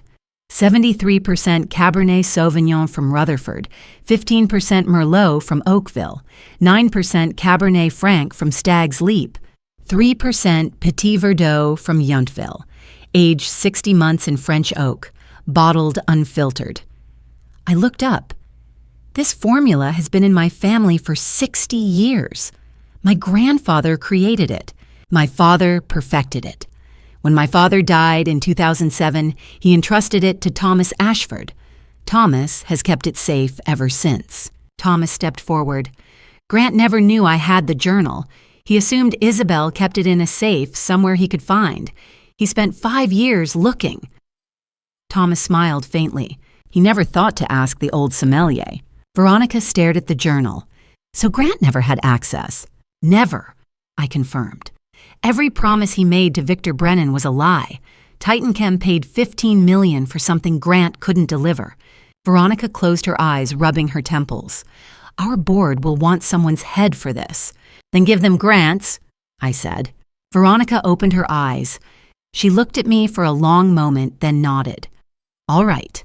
I'll recommend we withdraw from the acquisition and pursue legal action solely against Grant Sullivan. She paused. But I'll need something in writing, a formal statement that Morgan Heritage is cooperating with law enforcement. Done, I said. My attorney, Rebecca Stone, will have it to you by end of business today. Veronica stood. The CFO and COO followed. Ms. Morgan, Veronica said, extending her hand. I'm sorry for what you've endured. Grant Sullivan is a monster. I shook her hand. Yes, he is. Veronica and the executives gathered their things and moved toward the door. As Veronica reached for the handle, she paused. For what it's worth, she said quietly, I hope you destroy him in court. I smiled. I intend to. The door closed. Thomas and I stood alone in the boardroom. Morning sunlight streamed through the windows, casting long shadows across the table. I looked down at the leather journal, my grandfather's handwriting still visible. What happens now? Thomas asked. I closed the journal carefully.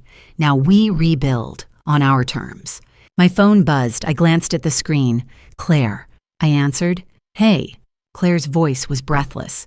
Chi, the FBI just called. They want to investigate Titan Chem's production of sample T-47. They think there's a larger network. I looked at Thomas. He raised an eyebrow. When do they want to meet? I asked. Tomorrow morning, 9 a.m. Federal Building in San Francisco. I exhaled slowly. Tell them I'll be there. I ended the call and set the phone down. Thomas looked at me. This isn't over, is it? I shook my head. No, but we won. He smiled and squeezed my shoulder. Your father would be proud. I picked up the journal, holding it against my chest. Through the window, I could see the vineyard golden leaves, heavy vines, the late October sun warming the hillside. 60 years of Morgan family history, 60 years of wine secrets and survival. Grant had tried to take it all. He'd failed. I turned to Thomas. Let's go home. The boardroom was silent after Veronica Kane left. Thomas and I stood alone, the morning light casting long shadows across the table. My phone buzzed again. This time, it was Rebecca Stone. Isabel. Rebecca's voice was steady, professional. I just got off the phone with the DA's office. They're filing formal charges against Grant Victor and Veronica within the hour. Arraignment is Monday morning. Are you ready for this? I looked at Thomas. He nodded once. I'm ready, I said. Good, Rebecca continued.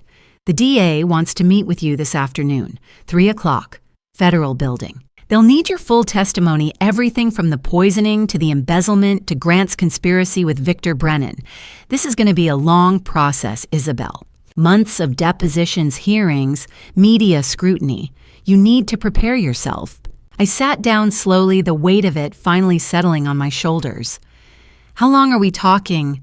Realistically, 3 to 4 months until trial, maybe longer if Grant's attorneys file motions to delay. But with the evidence you've gathered, Doctor.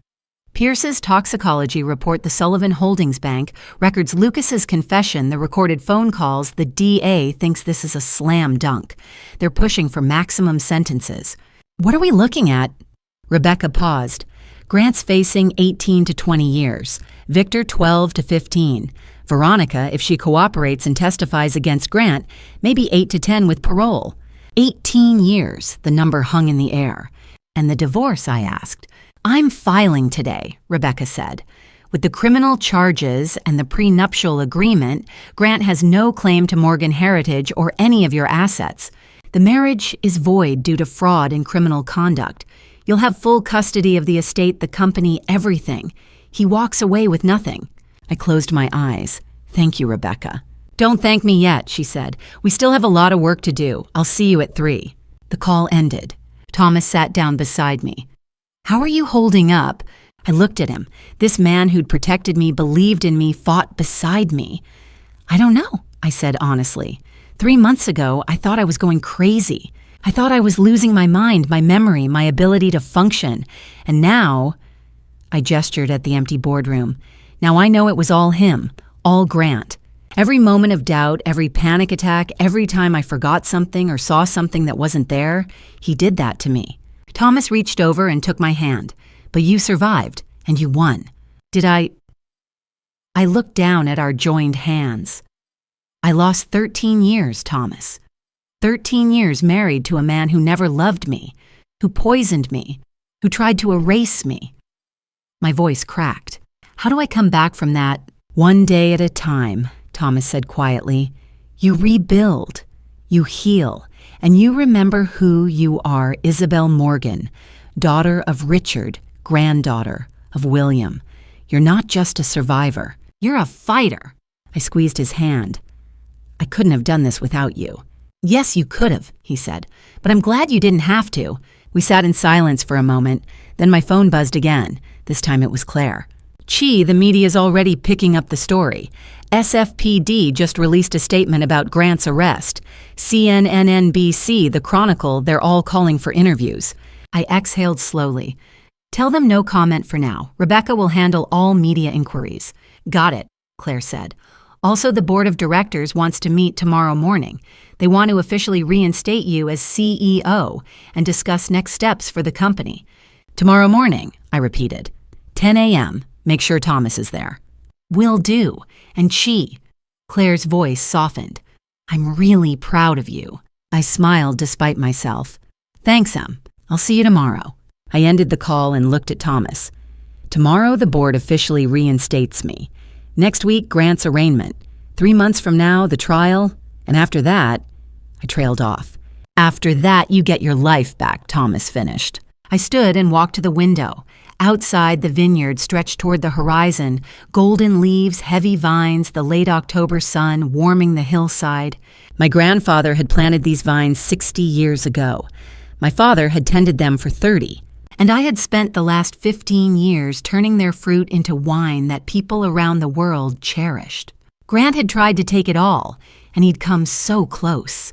But he'd underestimated me. He'd underestimated Claire. He'd underestimated Thomas. And now he would spend the next 18 years in a federal prison, knowing that the empire he'd tried to steal was thriving without him. Thomas, I said quietly, still looking out the window. What happens now? He came to stand beside me. Now you heal, you rebuild, you move forward. And you, I turned to face him, what about you? He smiled warm, gentle, the same smile he'd given me 20 years ago when I was a girl learning to make wine. I'm not going anywhere, Isabel. I never was. I looked at him for a long moment. Then I stepped closer and rested my head against his shoulder. He wrapped his arms around me, steady and strong. Thank you, I whispered. Always, he said. We stood there watching the vineyard together as the morning stretched into afternoon. Tomorrow, the real work would begin. The depositions, the hearings, the media circus, the long road to justice. But today, in this moment, I allowed myself to simply breathe. The poison was still in my system. Dr. Pierce had warned me it would take months to fully metabolize, but the worst was over. The man who'd tried to destroy me was in custody. The company was safe. The formula was secure. And for the first time in 8 months, I felt like myself again. My phone buzzed one more time. A text from Claire. Media's going crazy. Forbes just called you the woman who took down a corporate empire. You're trending on Twitter. I smiled and put the phone away. Let them talk. Let the media have their story. Tomorrow I'd face the board. Next week I'd testify before the DA. And 3 months from now I'd watch Grant Sullivan get what he deserved. But today I was just Isabel Morgan, standing in my vineyard, finally free. The courtroom was packed on January 20th, 2023. I didn't attend. I watched from my office at Morgan Heritage Rebecca Stone's live stream playing on my laptop. Claire sat beside me. Thomas stood behind us, his hand resting on the back of my chair. 3 months had passed since Grant's arrest. 3 months of depositions, hearings, motions, and media storms. The trial itself had lasted only 2 weeks. The evidence was overwhelming. Now finally it was time for sentencing. Judge Margaret Chen sat at the bench, her expression stern. Grant stood before her in an orange jumpsuit, his hands cuffed. He looked thinner, older. His attorney stood beside him, shuffling papers nervously. Grant Michael Sullivan. Judge Chen began, her voice echoing through the courtroom. You have been found guilty on all counts. Assault with a deadly substance. Embezzlement of $8.7 million. Fraud. Conspiracy to commit grand larceny, attempted corporate theft. She paused, looking down at Grant. For 8 months, you poisoned your wife with a banned neurotoxin. You destroyed her health, her memory, her sense of reality. You stole from her company. You conspired to erase her from her own legacy, and you did all of this while pretending to love her. Grant said nothing. His face was stone. The court sentences you to 18 years in federal prison. No parole eligibility for the first 12 years. You will also pay restitution of $8.7 million to Morgan Heritage Wines, plus damages. The gavel struck. Grant's attorney began to speak something about an appeal, but Judge Chen cut him off. Motion denied. Next case. 2 guards led Grant away. As he passed the camera, he looked directly into it. For a moment, I thought he was looking at me. His eyes were empty cold. Then he was gone. Claire squeezed my hand. I said nothing. Next was Victor Brennan. He shuffled to the bench, his face pale and drawn. His expensive suit hung loose on his frame. Victor Brennan, Judge Chen said. Conspiracy, bribery, illegal distribution of a controlled substance, TitanChem, sample T47. You knowingly participated in a scheme to defraud and destroy Morgan Heritage Wines. You enabled Grant Sullivan's crimes. Victor opened his mouth to speak, but no words came out. 15 years in federal prison. No parole for 10 years. Additionally, the court orders you to pay $50 million in fines and restitution. Victor's knees buckled. The guards caught him. Judge Chen continued, TitanChem Industries has filed for bankruptcy. The FBI is conducting a full investigation into your company's production and distribution of banned chemical agents. You will cooperate fully with that investigation. Victor was led away sobbing. Then Lucas Grant. He walked to the bench with his head down his shoulders, slumped. He was 28 years old, thin and pale. Lucas Grant. Judge Chen said, her voice slightly softer. Corporate espionage, trespassing, conspiracy. You were hired by your cousin to infiltrate Morgan Heritage and steal proprietary information. Lucas looked up. Your Honor, I'm deeply sorry for what I did. I was stupid and greedy. I've cooperated fully with law enforcement. I testified against Grant Sullivan. I'm sorry. Judge Chen nodded. Your cooperation has been noted. The court recognizes that you were not involved in the poisoning scheme and had no knowledge of Mr. Sullivan's intent to harm Ms. Morgan. Therefore, the court sentences you to 3 years supervised probation, suspended prison time, and 500 hours of community service. You are also permanently banned from working in corporate security or any position of fiduciary trust. Lucas exhaled relief, flooding his face. Thank you, Your Honor. He left the courtroom quietly escorted by a probation officer. Finally, Veronica Kane. She stood before the judge in a gray suit, her face composed but pale. Ms. Kane. Judge Chen said, You were not charged criminally due to insufficient evidence of your knowledge of Mr. Sullivan's poisoning scheme. However, the California State Bar has suspended your license to practice law for 2 years for professional negligence and failure to perform adequate due diligence. You are also ordered to pay $500,000 in civil penalties to the victims. Veronica's jaw tightened, but she nodded. I understand, Your Honor. She left the courtroom without looking at the camera. The live stream ended. I closed my laptop and sat back in my chair. The room was silent. It's done, Claire said quietly. Yes, I said. It's done. Rebecca called 5 minutes later. Isabel, the divorce is finalized. The judge signed the decree. Grant gets nothing. Due to fraud and criminal conduct, the court granted an annulment under California Family Code Section 2210. Morgan Heritage is 100% yours. Legally, the marriage is dissolved as if it never had any validity. Thank you, Rebecca, I said. I ended the call and looked at Claire and Thomas. Claire, effective immediately, your chief operating officer. Thomas, your senior advisor and master sommelier. We rebuild Morgan Heritage on our terms. Claire hugged me. Thomas squeezed my shoulder. After they left, I sat alone in my office. On my desk was a framed photograph from my wedding day, October 15th, 2017. Grant was smiling his arm around me. I was smiling too young and naive and so stupid.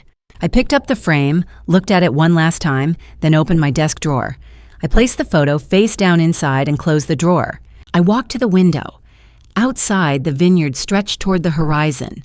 The vines were bare. It was January, the dormant season, but in a few months, they'd bloom again. New growth. New life. My phone buzzed. A text from Claire. Forbes just published The Woman Who Took Down a Corporate Empire. Morgan Heritage stock up 340%. You're famous, Chi. I smiled and put the phone away. 1 month later, I walked through the vineyard at dawn. February sunlight filtered through the bare branches. The air was cold and clean. I stopped beside a row of old vines, my grandfather's original planting from 1965, and closed my eyes. And for the first time in 3 years, I smelled them. Not the imaginary scents the toxin had created, not the phantom smells that had haunted me, but real, true, earthy vine smell, soil and wood and the faint promise of spring. I opened my eyes. My hands were shaking. The poison was gone. The T-47 had finally metabolized out of my system. My sense of smell, my most precious sense, the one I'd relied on for 37 years as a winemaker, was coming back. I knelt in the dirt and pressed my hands into the cold earth. I was alive, I was free, I was whole. And Morgan Heritage was mine again. Thomas found me in the vineyard at sunrise, my hands cupping a cluster of grapes. It was July, 9 months since the day I'd discovered the truth. The vines were heavy with fruit, their leaves a deep summer green. I wore a simple linen shirt and jeans, my hair loose and natural. No makeup, no armor, just me. "You're up early," Thomas said, walking toward me with 2 cups of coffee. I smiled and took one. Old habits. He stood beside me looking out over the rows of vines. "Your sense of smell? It's fully back now, isn't it?" 3 months ago, I said. "Completely. It feels like waking up from a dream or a nightmare." I lifted the grapes to my nose and inhaled deeply. Blackberry, earth, sun. I can smell everything again. We walked together through the vineyard, the morning light warm on our faces. "What's next for you?" Thomas asked. I glanced at him. "I'm creating a new blend. I'm calling it Clarity." "Tell me about it." I stopped beside a row of Petite Syrah dark bitter grapes. "This is for betrayal, the bitterness, the sharpness." I moved to the next row. Syrah for anger, the heat, the fire, then to a row of Viognier. "And this for new beginnings, floral, hopeful, delicate but strong." Thomas smiled. "And the base, oak and earth," I said, "for roots, for stability, for everything that endures." We walked back toward the house. Claire was inside working at her laptop. She looked up as we entered. "Chi 3 Michelin-starred restaurants just called. They want to feature our reserve collection on their wine lists." She grinned. "We're officially back." I squeezed her shoulder. "You did this. You and your crazy hacking skills." "We did this," Claire corrected. "All of us." I left them and went to the lab, a small room off the main house where I tested blends. Thomas followed. On the counter were 6 decanters, each filled with a different experimental wine. I poured 2 glasses from the one labeled Clarity, batch 3. "Try this," I said, handing him a glass. Thomas swirled it, inhaled, then tasted. His expression shifted surprise, then something deeper. "Extraordinary," he said quietly. "There's pain in it, but also hope." "That's life," I said. "You can't have one without the other." Thomas set his glass down and looked at me. "Isabel, I need to tell you something." I stepped closer. "You already did. 6 months ago, in the cellar." His eyes searched mine. 20 years ago, I said softly, "I made the wrong choice. I chose glamour over substance, money over loyalty. I chose a man who saw me as an asset, not a person." I reached up and touched his face. "I should have chosen you." "Isabel." "I'm not saying everything will be easy," I interrupted. "I'm still healing. I still wake up some nights thinking I'm back in that nightmare. But if you're willing to wait a little longer—" "I've waited 20 years, Thomas said, covering my hand with his. "I can wait as long as you need." I kissed him, soft, tentative, but real. When I pulled back, he was smiling. "You're 43 years old," I said quietly.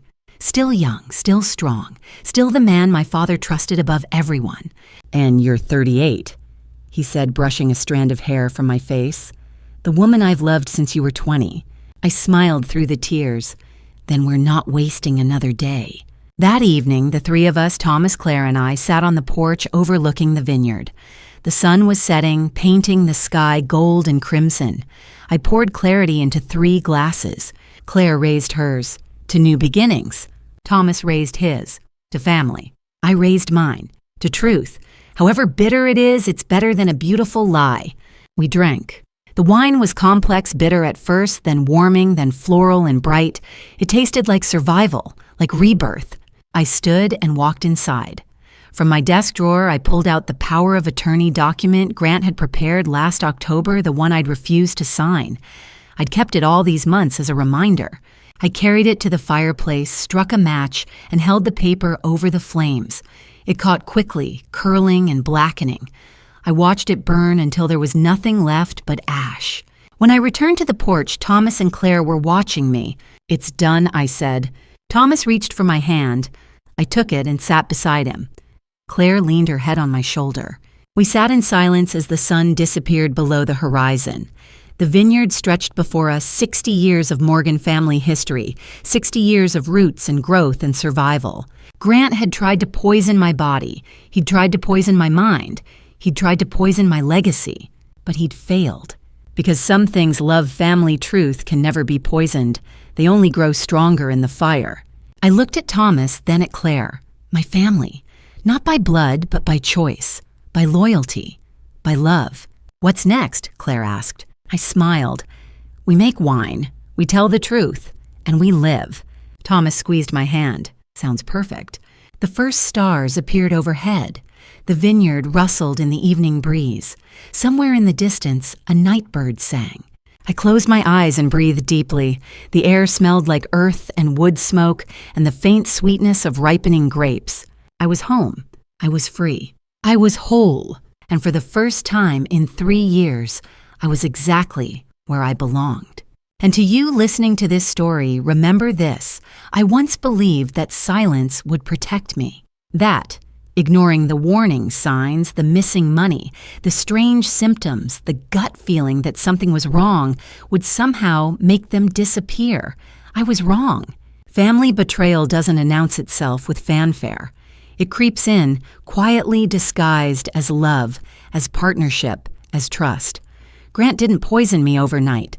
He did it slowly, methodically, for 8 months. And I let him because I wanted to believe in the life we'd built together. But here's what I've learned. Family revenge isn't about anger or hatred. It's about reclaiming what was stolen, your voice, your power, your truth. When I finally fought back, I wasn't driven by vengeance. I was driven by survival and by a desire to protect others from the same family betrayal I'd endured. If there's one thing I wish I'd known earlier, it's this: trust your instincts. If something feels wrong, investigate. Don't wait for proof to fall into your lap. Don't convince yourself you're overreacting, because by the time the evidence is undeniable, the damage may already be done. God gave us intuition for a reason. He whispers warnings through that quiet voice inside the one we so often ignore because we're afraid of what we might find. Listen to it. Don't be like me. Don't waste years on someone who sees you as a means to an end. Don't sacrifice your health, your sanity, or your legacy for a love that was never real. Family revenge is justice. Family betrayal is a wound. But healing, that's a choice. And I choose to heal. If this story resonated with you, please share it. Comment below with your thoughts. Subscribe to this channel for more true stories of resilience and survival. Thank you for listening until the very end. A final note. The stories you'll hear next contain fictionalized elements created for educational purposes. If this content isn't for you, feel free to explore other videos that better suit your preferences. Stay safe, stay strong, and always trust yourself.